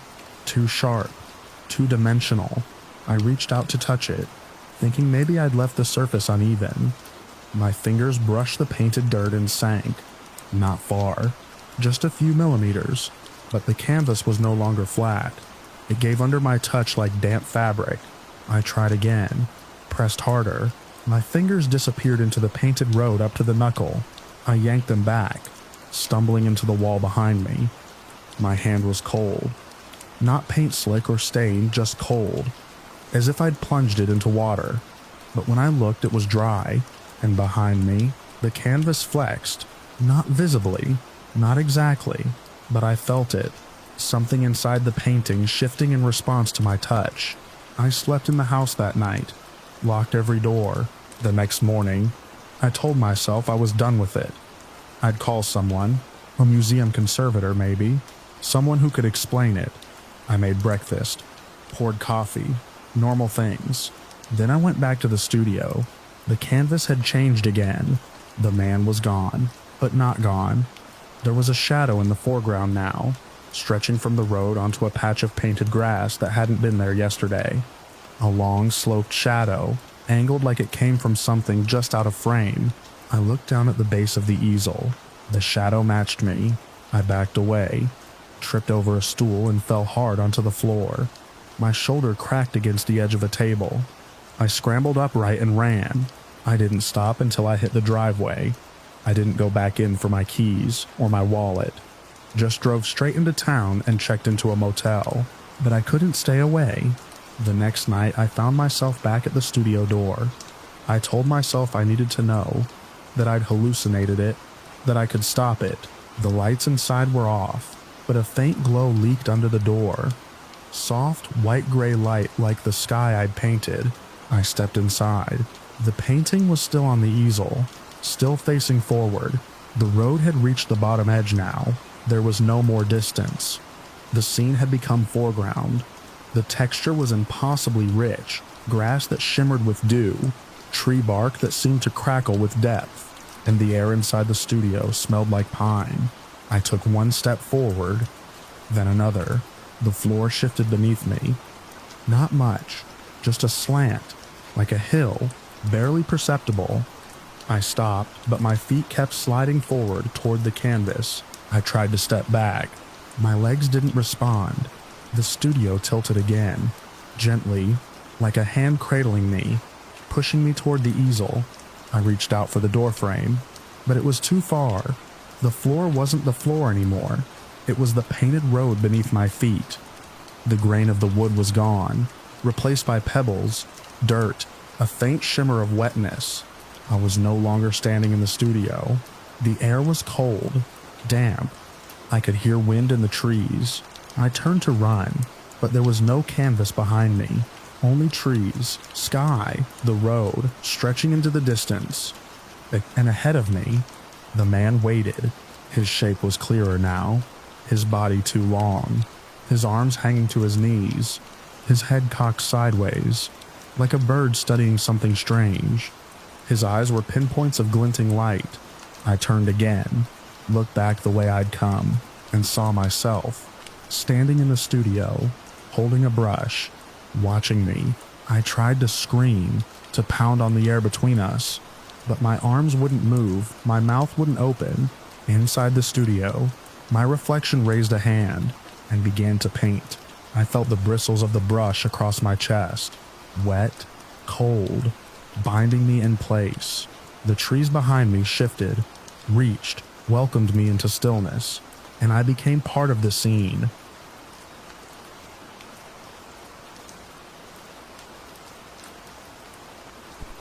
It started with the sound of my son's footsteps. Light, quick, unmistakable. I was in the kitchen wiping the counter when I heard them running across the upstairs hallway. That was fine, except he was sitting at the table in front of me, spooning cereal into his mouth and humming some song from his tablet. I froze, sponge in hand. He didn't notice anything strange. I looked up at the ceiling, tracking the sound. It moved from one end of the hallway to the other, then stopped. No doors opened, no creaking of weight shifting on the old floorboards, just silence. I set the sponge down, told myself it was the house settling. After breakfast, my husband went out to mow the lawn. I stayed inside to start laundry and keep an eye on the kids. That's when I found the door. It wasn't new. It wasn't glowing or covered in chains or standing at a weird angle. It was just a door. A plain white door in the upstairs hallway, between the linen closet and the bathroom where there had never been a door before. I stood there for a long time, staring at it. My daughter wandered past, didn't even glance at it. I asked her if she'd ever seen that door before. She blinked at me like I was teasing her and said, "Which one?" I didn't push it. I reached out and touched the doorknob. It was warm. I opened it. The hallway behind the door was identical to the one I was standing in. Same beige carpet, same scuffed molding along the floor. I stepped through, thinking maybe I was losing it, that maybe the door had always been there, and I just had some kind of lapse. But when I turned around, the door was gone. I was still in a hallway, but it wasn't mine, it was a copy. I walked down it slowly, past what should have been the bathroom. Inside was a toilet, a sink, a tub, all in the right places. But the mirror was warped, and every clock in the room, there were 4 of them, hung on different walls, was ticking backward. I checked my phone. The time was normal. I tapped the screen off and shoved it in my pocket. I made my way down the stairs, each step mirroring my house's familiar creaks and groans. The living room was empty. No TV, no toys, no light through the windows, even though it was morning outside when I stepped through the door. Here everything was dim. A kind of thick gray light filled the rooms, like it was overcast forever. In the kitchen there was a table. 3 figures sat around it. My husband, my son, my daughter, or something like them. They were dressed like my family. My daughter even had the same breakfast cereal in front of her. But none of them had faces, where their eyes, noses, and mouths should have been. There was smooth skin like wax or plastic stretched too tight. They moved. The faceless version of my husband lifted a cup to where his mouth should have been, and tilted it. Nothing spilled. My daughter's spoon hovered midair, as if waiting for her to remember how to eat. I didn't move. I didn't breathe. I just stared at them, waiting for them to react. They didn't. It was like I wasn't even there. A clock on the wall, one I didn't recognize, started chiming. Low, hollow tones. It rang 10 times, slowly, and with each strike, the air in the kitchen seemed to get heavier. My chest tightened. I backed up, bumping into the edge of the hallway wall. None of them looked at me. I turned and ran. The hallway had changed. Where there should have been stairs, there was only a narrow passage that sloped downward. The carpet was still there, but the walls looked swollen, like something was pressing from behind them. I didn't want to go that way, but I didn't have a choice. The way I came in was gone. I followed the sloping hallway. It grew darker with every step. No windows, no lights, just that gray, oppressive glow coming from nowhere and everywhere at once. I passed more rooms. Copies of the kids' bedrooms, the laundry room, the basement stairs, but wrong in small ways. Everything was reversed, like I was walking through a mirror image. The writing on the posters was backward, the drawers opened the wrong direction, and the clocks. Every room had at least one, and they all ticked backward. Some ticked fast, others slow, like they couldn't agree on what direction time was supposed to go. I stopped looking at them. Eventually, I reached a second door, same plain white design. I opened it and found myself back in my hallway. My real one. The light was right, the sounds were right, the smell of freshly cut grass drifted in through the open window. I didn't realize I was crying until I saw the wet streaks on my shirt. My husband was in the yard, pushing the mower. The kids were upstairs, shouting over each other as they played. Everything was normal. I closed the strange door, locked it, and pushed a dresser in front of it. I didn't tell anyone. Not right away, but it wasn't over. That night, I woke up to a sound downstairs. The TV was on, cycling through static. I crept down the hall and stopped in front of the blocked door. I pressed my ear to the wood and heard a ticking, faint but steady, not from one clock, from many. The next morning, the door was gone again. No dresser, no lock, just the smooth wall like it had never existed. I felt sick. Over the next week, things got worse. Sometimes I'd walk into a room and realize I was in the wrong version of it. Just for a second, the paint would be slightly off, the furniture would be flipped. Once I passed my daughter in the hallway and called her name. She didn't answer, just kept walking. When I followed her into the kitchen, she was already sitting at the table, eating like she'd never left. I started checking clocks. Ours were fine, normal. until one afternoon I found the microwave ticking backward. The kids hadn't noticed. My husband didn't believe me, said it was probably a glitch.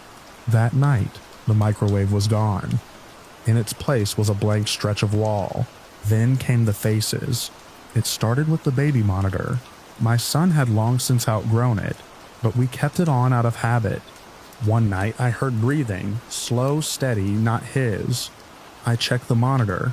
The camera feed was dark, but I could make out movement, a small shape in the corner. When I went into his room, he was asleep, but the camera lens had turned to face the wall. The next day, my daughter showed me a drawing. It was our family. 4 stick figures standing in front of our house.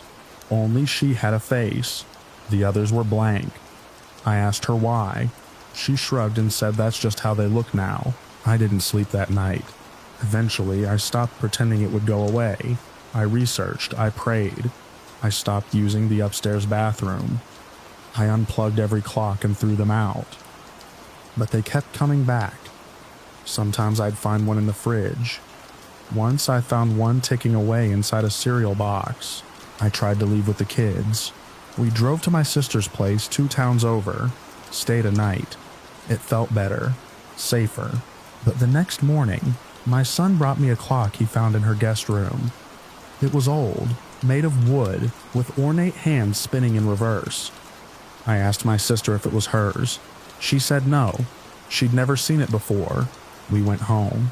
There are things I can't explain. My reflection sometimes moves a half-second too slow. I've heard my own voice whispering from rooms I'm not in. And always, the ticking, louder now, like it's all around us. The faceless things haven't come back. Not in full, but I see them, sometimes out of the corner of my eye, standing at the end of the hallway, sitting at the table, watching the kids sleep. I don't know what they want. I don't know what I did to bring this on us, but I know one thing for sure now. That wasn't a door I opened. It was a crack, a weak spot, a hole in whatever keeps things where they're supposed to be, and something on the other side saw us.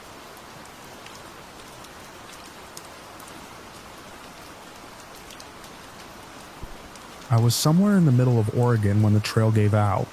No signage, no cairns, just a thinning of footpath that surrendered to thick moss and blackberry bramble. That kind of forest swallows sound. No bird song, just the crunch of my boots and the occasional slap of a thorn against my pack. The deeper I pushed, the older everything felt. Douglas firs bent under their own weight, lichen draped like curtains. The air was damp enough to feel heavy in my mouth. I kept walking, not because I was sure where I was going, but because I didn't want to stand still. That place felt like it was watching. A glint of glass stopped me. At first I thought it was trash, but as I stepped closer, I realized it was a full telephone booth, the kind with a folding door and rotary dial. Red, faded almost pink under the canopy. Its corners were chipped, and vines had threaded through the base, curling into the booth's seams like fingers curling in sleep. No path led to it, no wires overhead, just this silent artifact, dead center in a tangle of forest too dense for anything man-made. I stared at it for a while, long enough to question whether I was seeing it at all. Then the phone inside rang. I didn't move. It rang again. The sound didn't belong. It was too clean, sharp and bright like it had just come from a speaker showroom. It rang a 3rd time before I stepped closer, hand outstretched, heart punching against my ribs. I picked up the receiver, and a voice said my name, not how I say it now, flat, impatient, grown up, but how it sounded when I was 8 and still afraid of thunderstorms. Jamie, the voice said again, higher this time, uncertain. Jamie? Is that you? My legs locked. I hadn't heard that voice in over 20 years, but I knew it. It was Michael, my cousin. He died when we were kids, fell through a frozen pond behind my aunt's house. They pulled him out too late, but the voice wasn't gasping or ghostly. It was alive, talking like he was sitting in his bedroom, sprawled on the floor with our plastic dinosaurs. I didn't say anything. I just listened. He asked if I was mad at him, said he hadn't meant to go out on the ice. that he thought it was safe because I'd walked across it the day before. He said the fish were just under the surface and he wanted to show me one. That detail hit harder than it should have, because he did say that once, the day before he died. He'd whispered it to me while we were supposed to be asleep, how the fish looked like silver leaves under the ice. Nobody else could have known that. I hung up, or I tried to, but the receiver wouldn't budge. It just stayed at my ear while the voice kept going, asking if I still liked peanut butter sandwiches, and if I remembered the secret fort in the lilac bushes. I stepped back. The phone fell from my hand and smacked the glass wall of the booth. The voice cut off mid-sentence. I turned away fast, maybe to run, maybe to just breathe, but the forest floor stopped me cold. What I thought was undergrowth wasn't plant matter at all. It was wires, thousands of them, hair-thin and tangled, gray and copper and black. They moved slightly when I stepped, flexing like nerves under skin. No insulation, just exposed metal threading through roots and ferns like they'd grown there. I dropped to one knee, brushing moss aside. The wires went deeper. No endpoint, no terminal, just an endless mat of obsolete communication. Every square foot of ground pulsed with them. My skin crawled. I wanted to leave, to backtrack and forget I ever saw that booth, but the forest had gone silent again. Even the wind had stopped. The stillness was complete. I looked back at the booth. The phone was dangling now, swinging slightly. It rang again. I didn't answer. This time I turned and moved fast, ignoring the branches whipping my face. I made it maybe 50 feet before I saw another booth. Same model, same chipped paint. This one tilted slightly, sunken into a dip in the earth like it had landed there hard. The receiver was missing, just a frayed coil hanging like a torn ligament. I ran. The forest didn't change. It didn't thin or open. Just more trees, more wire-laced ground. I checked my GPS blank screen. Compass didn't help either. Needle just spun lazily no matter which direction I turned. I started marking trees, carving small notches. But when I looped back, I did loop back. I'm sure of it. The marks were gone. Not covered. Not faded. Just gone. The third booth had graffiti on it. My name etched in childish block letters across the glass. Below it, a date. My 8th birthday. I remember that day. I had a stomach bug and missed the party. Michael was the only one who called to wish me happy birthday. This time, the phone didn't ring. It clicked. A long, slow click like someone had just picked up from the other end. Then breathing. Slow and shallow. Like someone crouched too close to the receiver. No words, just breath. I backed away again. No footsteps, I didn't hear anything move. But when I looked down, the wires were shifting. Not randomly, deliberately. Curling toward my boots like vines tasting the air. That's when I noticed they weren't just underfoot. They were climbing trees, threading up bark, and into branches. Some disappeared into hollow trunks. Others split and wove themselves into bird nests. The forest wasn't a forest anymore. It was an antenna. I found the trail again by accident. Or maybe it found me. The undergrowth parted suddenly. Not with light, but with space. The trees bent slightly away from the path as if pressured from within. I walked fast, then faster, until I was nearly jogging. No more booths, no more wires, just the familiar ache of terrain. I knew. I didn't stop until I reached my car. The tires were coated in moss. The windshield fogged from the inside. I got in and locked the doors. My phone buzzed in my pocket. No signal, but the screen was on. It had a voicemail. No number. Just voicemail 1. I didn't play it. I deleted it. When I got home, I found an old box from my childhood, buried under winter gear in the closet. Inside was a walkie-talkie. The other half of the pair Michael and I used to play with when I stayed over. I hadn't seen it in years. The batteries were corroded, case cracked, but taped to the back was a piece of paper. The kind from those novelty notepads shaped like cartoon animals. Written in my handwriting, shaky and mature, was a note. "Call me from the woods, I'll pick up." I threw it out that night, or I tried to, but the next morning the note was back. Not in the box, on my kitchen table, folded neatly under my coffee mug. The booth still shows up sometimes, not always in the same place. Once it was by the river, once near a fire lookout long since collapsed. I've never answered it again. But it always rings 3 times before falling silent. Always at midday, always with that same clean, unnatural tone, sharp as bone on glass.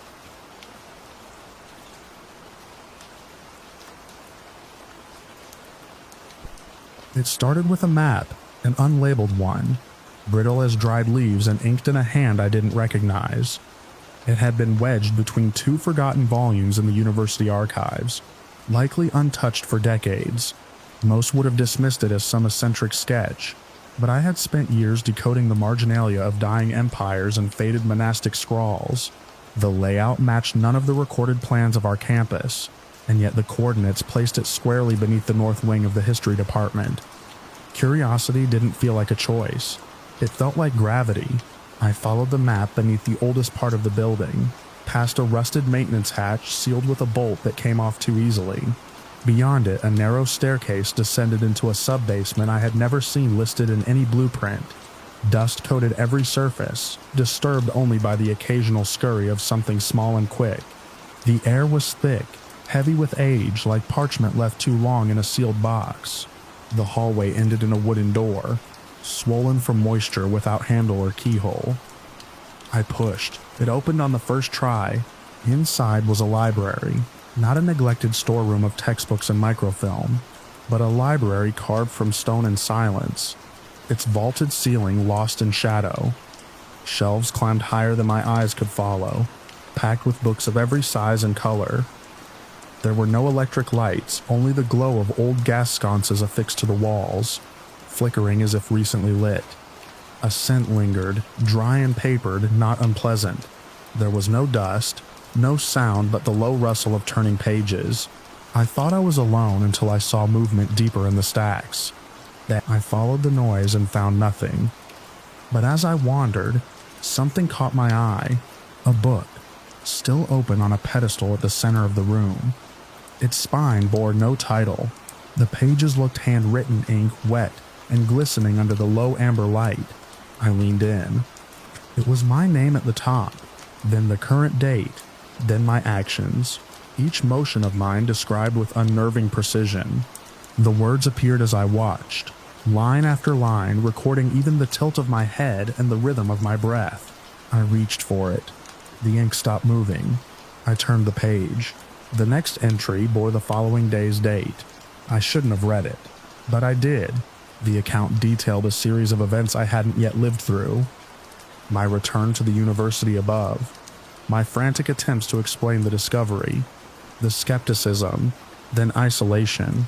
The narrative ended with a final entry timed just before dusk, my heart stopping as I sat alone in my office, the last thing I'd touch being a copy of my dissertation clutched in my hand. No violence, no drama, just an end. I turned back, meaning to leave and return with someone, anyone. But the door was gone. Where the entrance had been, there was now only a solid wall of shelves, seamless and unmoved. I retraced my steps, counted rows, tapped walls. Nothing gave way. I wasn't in a room with an exit. I was in a room designed to be complete. I called out. No answer came back. My voice died against the bindings of 1,000 books. Hours passed. I think. Time in that place felt unmoored. The only measure was the slow burn of the sconces, and the chill that crept deeper into the stone floor. I tried to distract myself, pulling volumes from the shelves at random. Each was a record handwritten like the pedestal book, but they weren't histories of nations or wars. They were lives, entire lives. Some I recognized, historical figures, political leaders, scholars. Others I didn't. Janitors, cobblers, farmers, names forgotten by any public memory, yet laid bare in detail. Births, secrets, regrets. They all ended the same way. With a final entry dated just before death, I searched for patterns, rationalizations. Maybe it was fiction. Maybe someone had crafted an elaborate art installation, some experimental archive project. But the books wrote themselves. I watched them. I tested it, running in circles, jumping, speaking nonsense. The words appeared exactly as I moved, capturing even the smallest twitch of my fingers. It wasn't reacting to me. It was predicting me. I tried not to return to my own book, but the pedestal drew me back. I opened to the final page again. The words had changed. Slightly. The time of death had shifted by minutes. I had delayed it somehow. My presence here had altered the timing, but not the outcome. I tore the page. The ink reappeared. I tried burning it. The flame died the moment it touched the paper. I didn't sleep. Couldn't. I paced, shouted, cursed the walls. Eventually I gave up and began reading again. It was the only thing to do. The only action that gave the illusion of choice. The only noise in the quiet. That's when I found the others. Books describing people who had found the library before me. All scholars, all seekers of truth, all drawn by different clues. Some had found it beneath churches, others beneath ruins.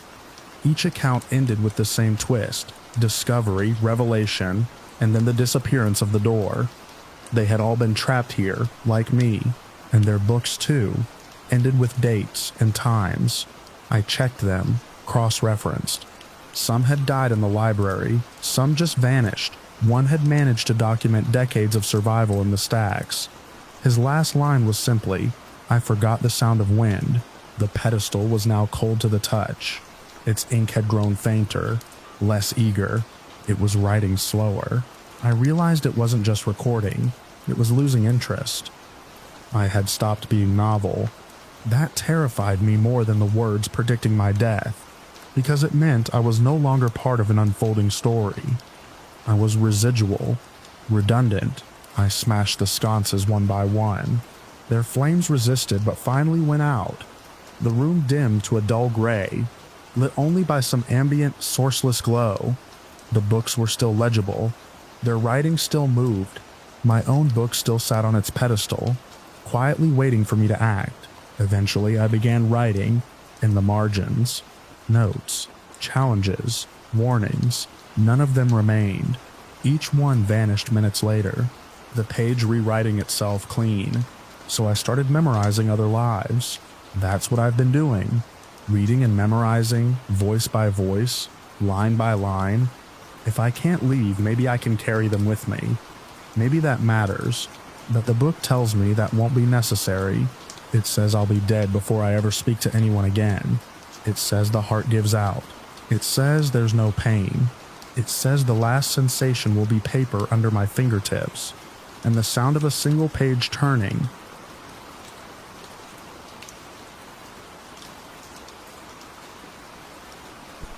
I drive the same route every night. It's a stretch of highway that cuts through the dry skin of nowhere, linking my work in the city to a house that barely feels like home anymore. Most nights I don't even remember the ride, just headlights, asphalt, and a blur of fast food wrappers accumulating on the passenger seat. But last Tuesday, at least I think it was Tuesday, something shifted. It started with the exit. I don't remember taking a different turn, but when I looked up from the radio dial, I was no longer on Route 86. The signs were gone. No mile markers, just a 2-lane blacktop pressed between open desert and darkness. I figured maybe construction detoured me. Maybe I'd spaced out and missed the signs. But my GPS had no signal, and the car clock had frozen at 11:17. I kept driving. The gas gauge hovered just above a quarter, and with no landmarks in sight, I didn't want to take chances by turning back. The road seemed to stretch forever, a flat ribbon under an inky sky without a single star. Then the radio started acting up. Static at first, same as when I'd hit dead zones before, but as I twisted the dial, I caught something strange. Not music, not talk radio, a voice, familiar, too familiar. I should have taken the left turn back at the refinery, it said, calm, matter of fact. But I was too tired to notice. It was my voice. I shut the radio off. The car was silent for maybe 3 seconds before the voice came back on. Still from the speakers, still mine. I'm trying not to panic. There has to be a station playing something. Anything. I gripped the wheel tighter. I hadn't spoken aloud. I hadn't thought those exact words either. At least I didn't think I had. But now the voice was narrating my reactions. I'm gripping the wheel tighter. It doesn't make sense. This can't be right. The voice paused, then chuckled nervously. My chuckle. That's when the high beams caught something ahead. A sign. Gas, it said. No town name. Just a faded arrow pointing to the right. I nearly cried in relief. A gas station meant people. It meant I wasn't trapped in this empty stretch of tar forever. I turned off the highway onto a gravel shoulder and followed a narrow lane. Dust bloomed around the car in ghostly clouds, swallowing the taillights behind me. The road curved sharply and then the building appeared. It looked like something out of a different era. A squat concrete box with a single yellow bulb over the door, flickering like it hadn't been changed in decades. One pump, manual, no card reader. The kind of place that shouldn't exist anymore. Still, I pulled up beside it and killed the engine. The radio went quiet too. Inside, the lights were on. A small convenience store set up, cooler in the back. Candy racks near the register. Everything coated in that fine desert grit, like the wind had been sneaking in for years. Then I saw the attendant. He was standing behind the counter, reading a magazine. Same hoodie, same jeans, same smudge on the left temple of his glasses. He looked up and smiled. I was staring at myself. He didn't react like I did. I stepped back, heart hammering. My double, no, not a twin, not a brother me, just smiled wider and motioned toward the pump. "You're low on gas," he said. "Thought I'd open up for you." I didn't speak, couldn't. My throat closed up like it was trying to protect me from answering. He tilted his head. "Long drive, huh?" I turned and got back in the car, locked the doors, started the engine. The needle on the gas gauge dipped to empty. The radio came back on. "He knows," the voice said. "He saw his own face, and he knows that something is wrong." I drove. Back onto the highway, if that's what it still was. But the road didn't change. No turns, no signs, no lights behind me, no lights ahead, just the endless stretch. Time didn't pass the way it normally does. My dashboard clock still read 11:17. My phone had shut off entirely. I tried speaking to the radio to myself, I guess, but the voice only replied in observations. He's talking now. He thinks he's dreaming. He wonders if this is some kind of test. He's starting to forget what the real world feels like. After a while, I realized I hadn't seen a single car, not coming or going. No bugs hitting the windshield. No breeze moving the roadside brush. Just the engine hum and that voice, syncing perfectly with every passing thought I didn't know I had. Then came the second gas station, identical to the first. Same flickering bulb, same pump, same gravel crunch under the tires. But this time I didn't go inside. He came out, same face, same expression. "You'll run out before long," he said, approaching the car window. "Might as well come in." I backed away. He didn't chase me, just stood there watching as I reversed onto the road again and peeled off. The voice on the radio didn't speak for a long time. When it finally did, it sounded amused. "He's stubborn," it said. "He still thinks he can beat the loop." I drove until the gas gauge blinked red. The needle dipped so low it vanished, but the car kept going. The flow of the car, I watched the scenery for any change, any shift, but the horizon never got closer. The desert on either side seemed to flatten out even more, like the world was being iron smooth. The sky never lightened, no sunrise, no moon, just black ink pressing down forever. Eventually I stopped, pulled over and sat in the stillness, turned the key to off. The engine died, but the light stayed on.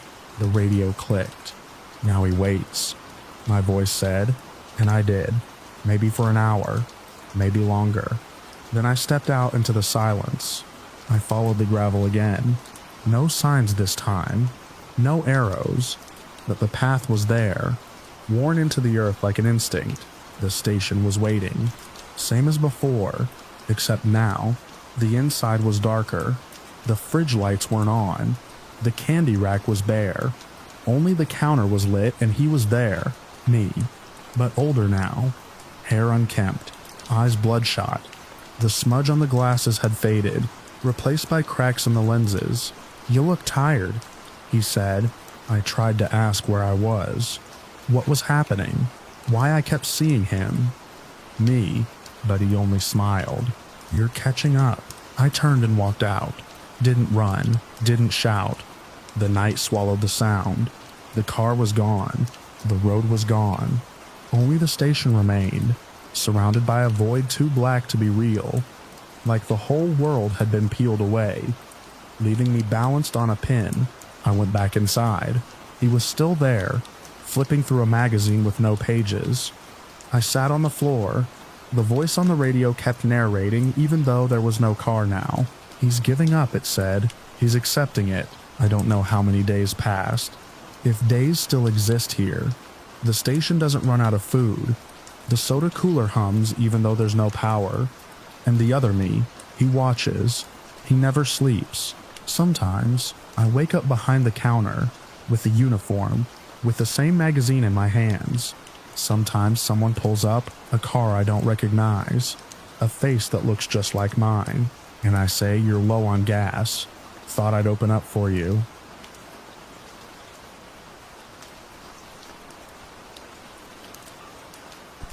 I moved to Crayfield in early October.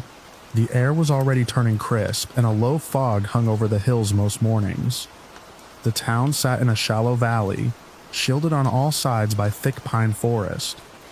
It had that kind of deliberate quiet, like the silence wasn't just natural but practiced.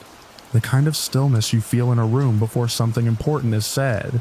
My house was a modest two-story on the edge of town, set back from the road and half swallowed by ivy. I liked the quiet at first. After years of city noise bleeding through the walls of apartment buildings, Crayfield felt like peace. The first week was spent unpacking, fixing creaky floorboards, and trying to get the heater to run without that burning metal smell. A week in, I noticed something odd.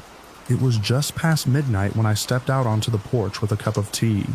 Fog moved slow along the ground like it was being poured, and the air had that strange, thick stillness that sometimes came with it. There was a creek that ran near the edge of town, fed by a spring up in the hills. It was the main source of water for Crayfield. Everyone knew that. But what caught my eye that night was the color. The water shimmered under the moonlight, but not in the way it should have. It looked dark, not just shadowed black, thick. It moved like oil, slow and sticky, clinging to the stones along the banks. The next morning, I walked down to the water's edge. Daylight didn't help. It was still dark, a deep inky color, and when I dipped a stick in, it came back stained. A neighbor passed by, Mrs. Halbrook, an older woman who lived 2 doors down. I asked her if she'd noticed the creek. She smiled, nodded once, and kept walking like I hadn't asked anything strange at all. The town had a central square, mostly empty except for a statue of some long-dead founder. The shops and libraries circled it, and the town hall stood at the far end, tall and gray with chipped stone steps. I went in on a Tuesday, thinking I might ask someone about the water. The main floor was empty. No clerk at the desk. No sound except the faint hum of fluorescent lights. There was a long hallway with doors on either side, and I wandered, calling out once or twice but getting no response. That's when I saw the list. It was posted on a corkboard outside a room labeled Records. Yellowed paper, typewritten columns, neat rows. At first it looked like a census, a simple list of names and addresses, maybe from some town survey, but my eyes caught on a name I recognized. My name. Listed cleanly between others, but there was something off about it. The list wasn't dated, and beside each name was a notation. 3 digits. Mine had 341 written next to it. No explanation. Just that. I hadn't given my name to anyone yet. No town registration, no forms, no introduction beyond a few casual greetings. I took a photo of the list, but when I checked my phone later that day, the image was gone. Just a black square where it should have been. Sleep came strangely in Crayfield. I'd wake often at night. Not from nightmares, just the sense that something had shifted in the room, a change in pressure. Once, around 3 in the morning, I saw movement outside. I watched from the upstairs window, squinting through the fog. There were people in the square, a dozen, maybe more. They stood in the open space, spaced evenly apart, unmoving for what must have been 10 minutes. Then, all at once, they began to move. The rhythm was slow at first, like a warm-up stretch or a Tai Chi routine, but there was no grace to it. Their movements were too sharp, like jerks from unseen strings. Everyone moved in perfect sync. One arm raised, heads turned, legs shifting, not a beat out of time. It was unsettling in a way I couldn't explain, like they were acting out a rehearsal for something I wasn't meant to see. I didn't sleep after that. The next night, I tried recording it. Set my phone on a tripod at the window, pointed toward the square. At 2:59 a.m., I hit record and waited. When the clock on my phone ticked to 3 corn, the first of them stepped into view, same as before. Even spacing, slow formation. Then the movements began. Watching it in real time was disturbing, but what rattled me more was the footage. When I reviewed the video, the square was empty, no people. Just fog moving lazily across the paving stones.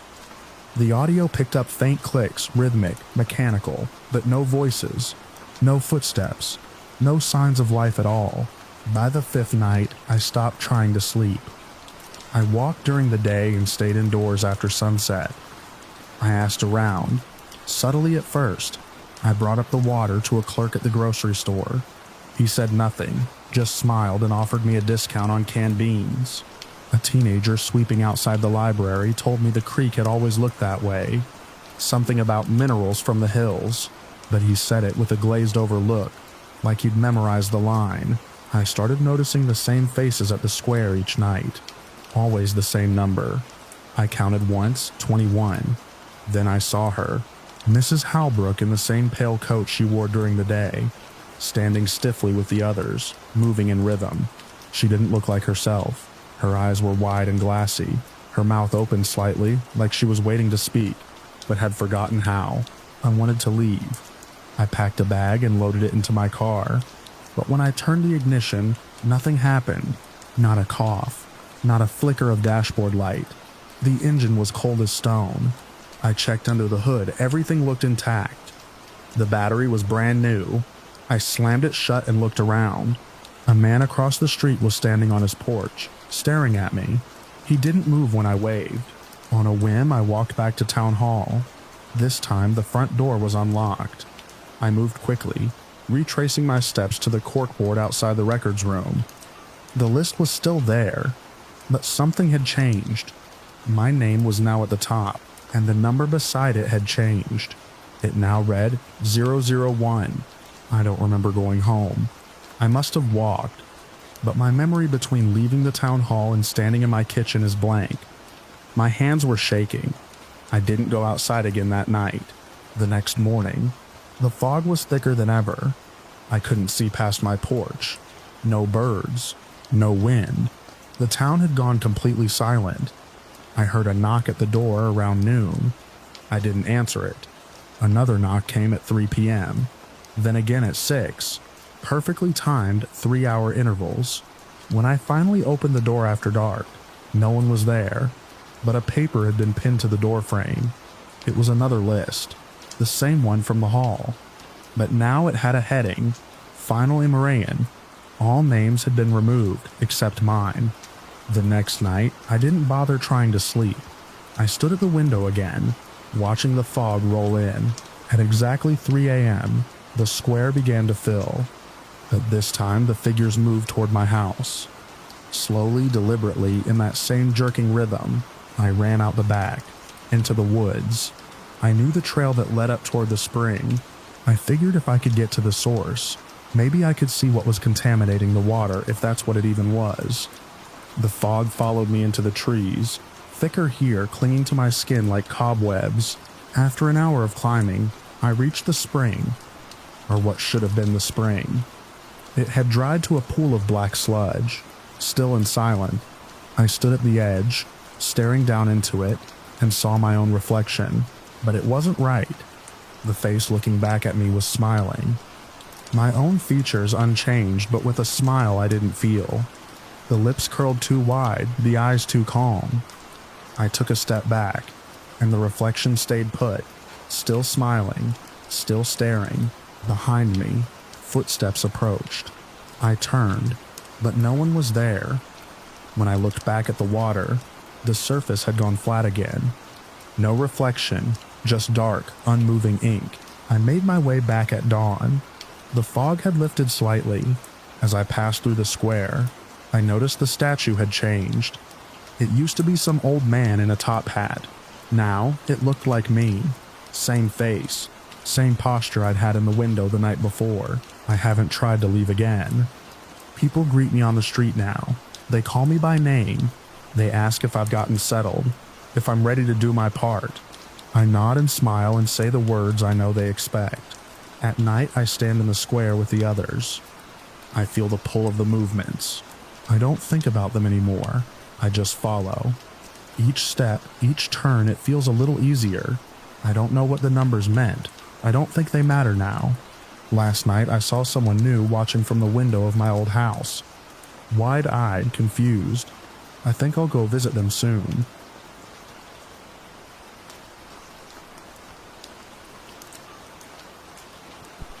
There were 3 older men sitting at the counter, all wearing variations of the same flannel shirt, hunched over cups of black coffee.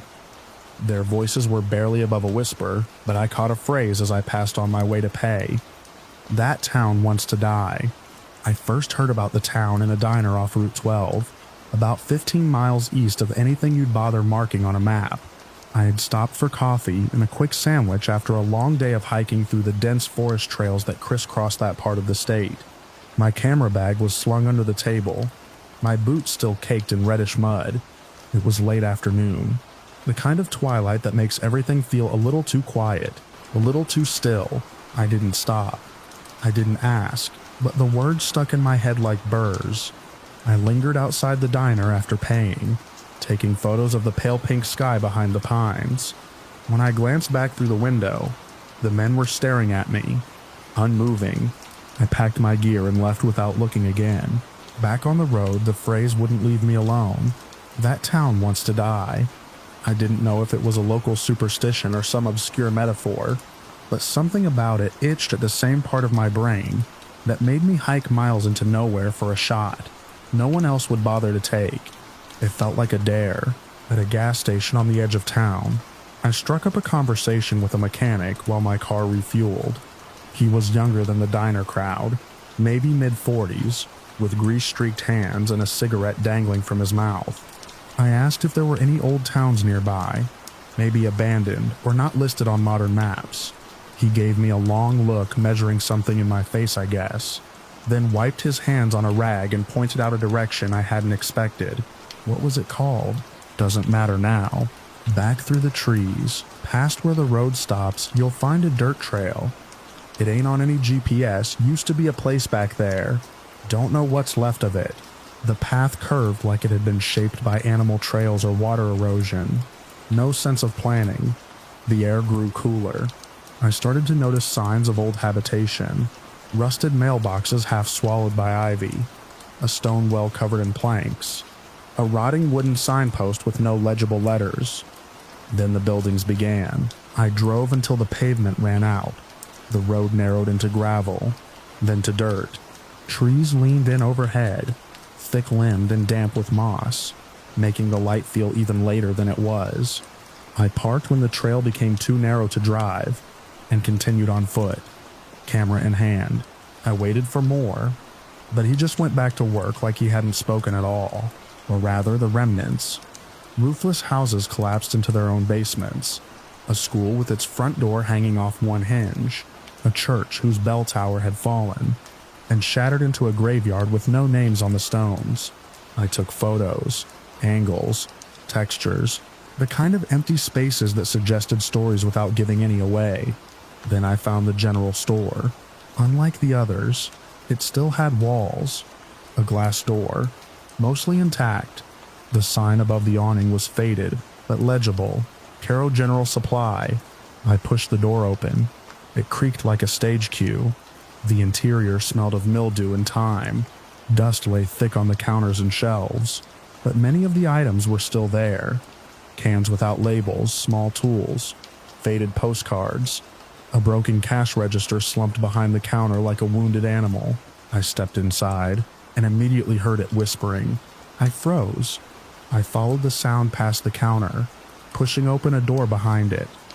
It led to a stockroom, barren except for empty shelves and a few toppled crates.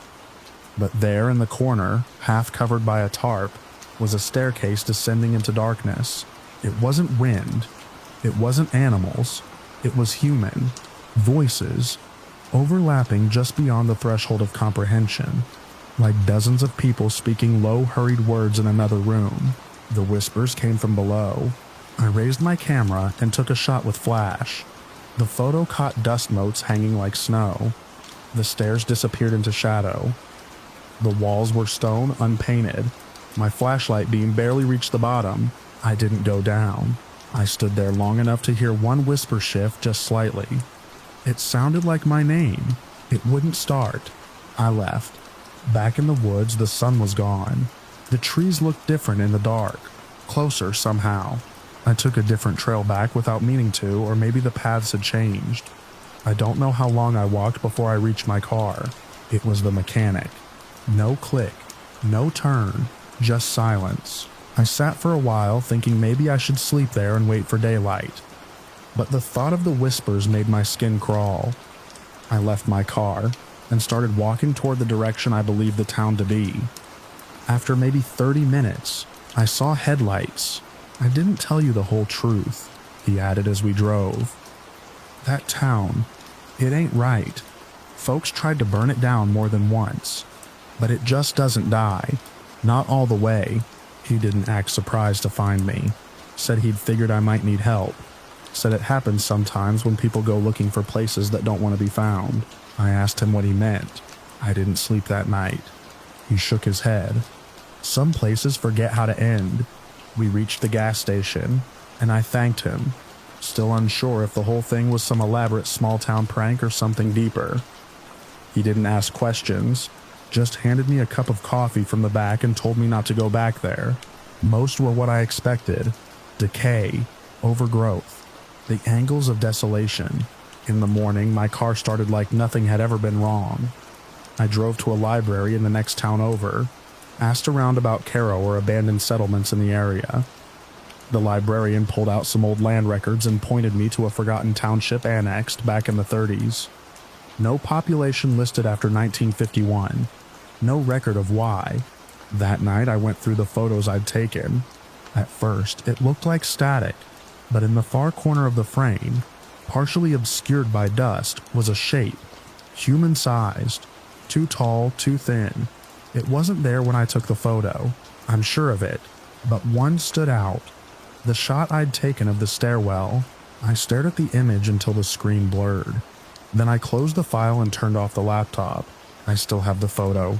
I don't show it to people. Not anymore. I never went back. But sometimes I dream about the stairs and the sound of my name in a voice I don't recognize. Sometimes I hear whispering when I edit late into the night. I tell myself it's the house settling, the wind, anything else.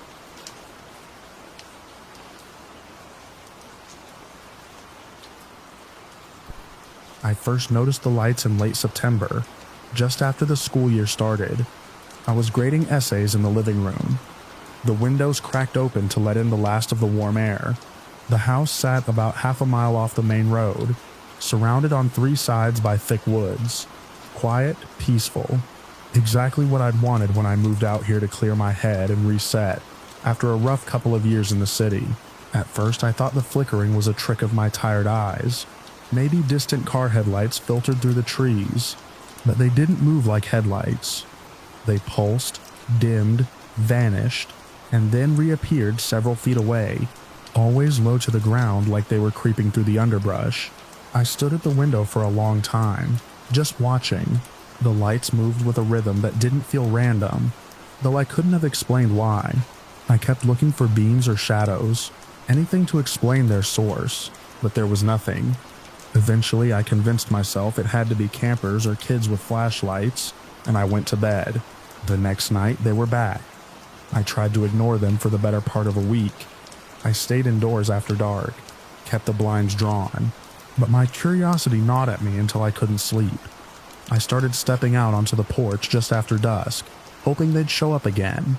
They didn't appear every night, maybe 3 or 4 times a week, but when they did, it was always in the same patch of woods, just past the old fence line. Finally, one Saturday evening, I grabbed a flashlight and crossed into the trees. The air changed almost immediately. The woods looked different at night, closer. The silence wasn't complete. Crickets, the occasional flutter of wings, but it felt loaded like someone was holding their breath. I walked toward where I'd seen the lights, brushing past ferns and low branches, careful not to trip on hidden roots. The flashlight beam caught something pale and flat, buried under a blanket of leaves. I bent down and swept them aside. It was a stone, weathered, cracked, a gravestone. I cleared more leaves and uncovered another one, then another. Some of the markers were barely larger than bricks. Others were taller and chipped at the edges. Their engravings faded into near invisibility. I found 13 of them that night, though I'm sure there were more. None of the names meant anything to me. Most were dated before the 1900s. One read simply "Infant, April 1883. No path, no fence, no signage. Just scattered stones in the earth. Long forgotten." I didn't go back into the woods for a few days after that. Something about finding those graves settled into my bones like damp. I couldn't focus at work. During lunch, I mentioned it to Gail, another teacher who'd lived in town her whole life. Her face tightened when I told her where I lived. "Old Harmon Place," she said. "I remember when that land was still for sale. Nobody wanted it." I asked why, but she only shrugged. "Just bad luck, I guess. Lot of turnover. People don't stick around long." That night, I lay awake listening. My bedroom faced the woods, and I kept the window shut, but I could still feel them out there. I didn't see the lights again for several days. What I did hear, though, started with a whisper. At first, I thought it was just the wind through the eaves, but the sound had a rhythm, a texture, like a voice just below the edge of understanding. It didn't come from outside. It came from inside the walls. I got up, checked every room. Nothing. When I returned to bed, it stopped. The moment my eyes drifted closed, it began again. Whispers. Too low to make out words, like someone muttering behind a closed door. The following day, I pulled open the attic hatch and climbed up, half convinced I'd find an old radio or maybe an animal nest.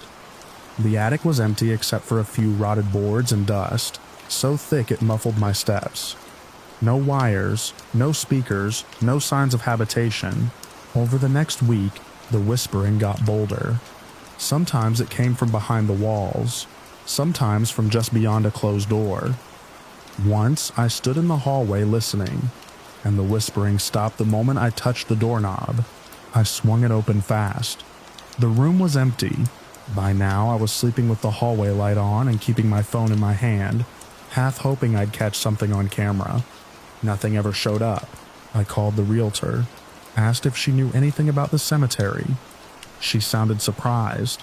"No, there's nothing on the property record about that," she said. "Are you sure it wasn't just an old pet cemetery or something?" I didn't answer. I already knew what I'd seen. Those were not pet graves. One night, I stayed up grading essays until nearly 2 a.m. The house had fallen into a tense silence. I could hear my own breathing, the ticking of the kitchen clock. I got up to stretch, walked into the hallway, and froze.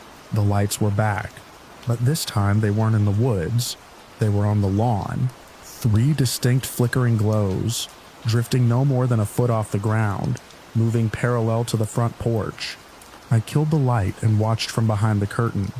The glows paused near the edge of the woods, then slowly receded into the trees. I didn't sleep that night. The next morning, I went out to the spot where they'd paused. The grass was flattened, not burned, but pressed down in a way that reminded me of animal tracks, except there were no shapes, just wide, shallow impressions in the dew. I took a day off work, told the school I was sick, spent the entire day researching the area, digging through library records, old newspaper archives. I didn't find any mention of a cemetery on that land. What I did find, buried in an 1891 ledger, was a land transfer from a family called Winthrop to the town. There were notes about flooding, poor soil conditions, a failed orchard, no mention of burials. I went back into the woods that evening, determined to map out the gravestones properly. I marked each one with a small flag, found 16 this time. A few stones had initials carved in crude lettering, like someone had used a nail. No consistency, no pattern, just forgotten people. The whispering changed after that. It no longer waited for night. I'd hear it in the kitchen while boiling water, or in the bathroom just as the mirror fogged. Always low, just below hearing, like it didn't want me to know it was there. I tried to record it, left my phone on overnight with the voice memo app running. In the morning, there was nothing but static. 2 weeks passed like this. The lights, the whispering, the grave markers. I started dreaming of the woods. In those dreams, I'd walk out among the trees and find a new gravestone with my name on it. No date, just the name. The final straw came in early November. I woke up just after midnight. The whispering was louder than usual. Urgent. My bedroom window, which I always locked, was cracked open. Cold air poured in.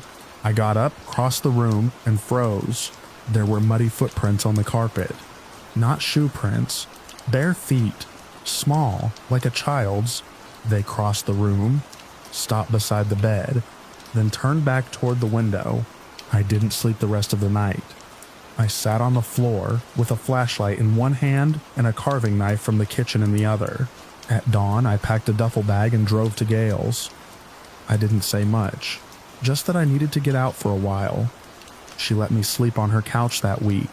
I called the school, told them I was taking leave, and started looking for a new place in town.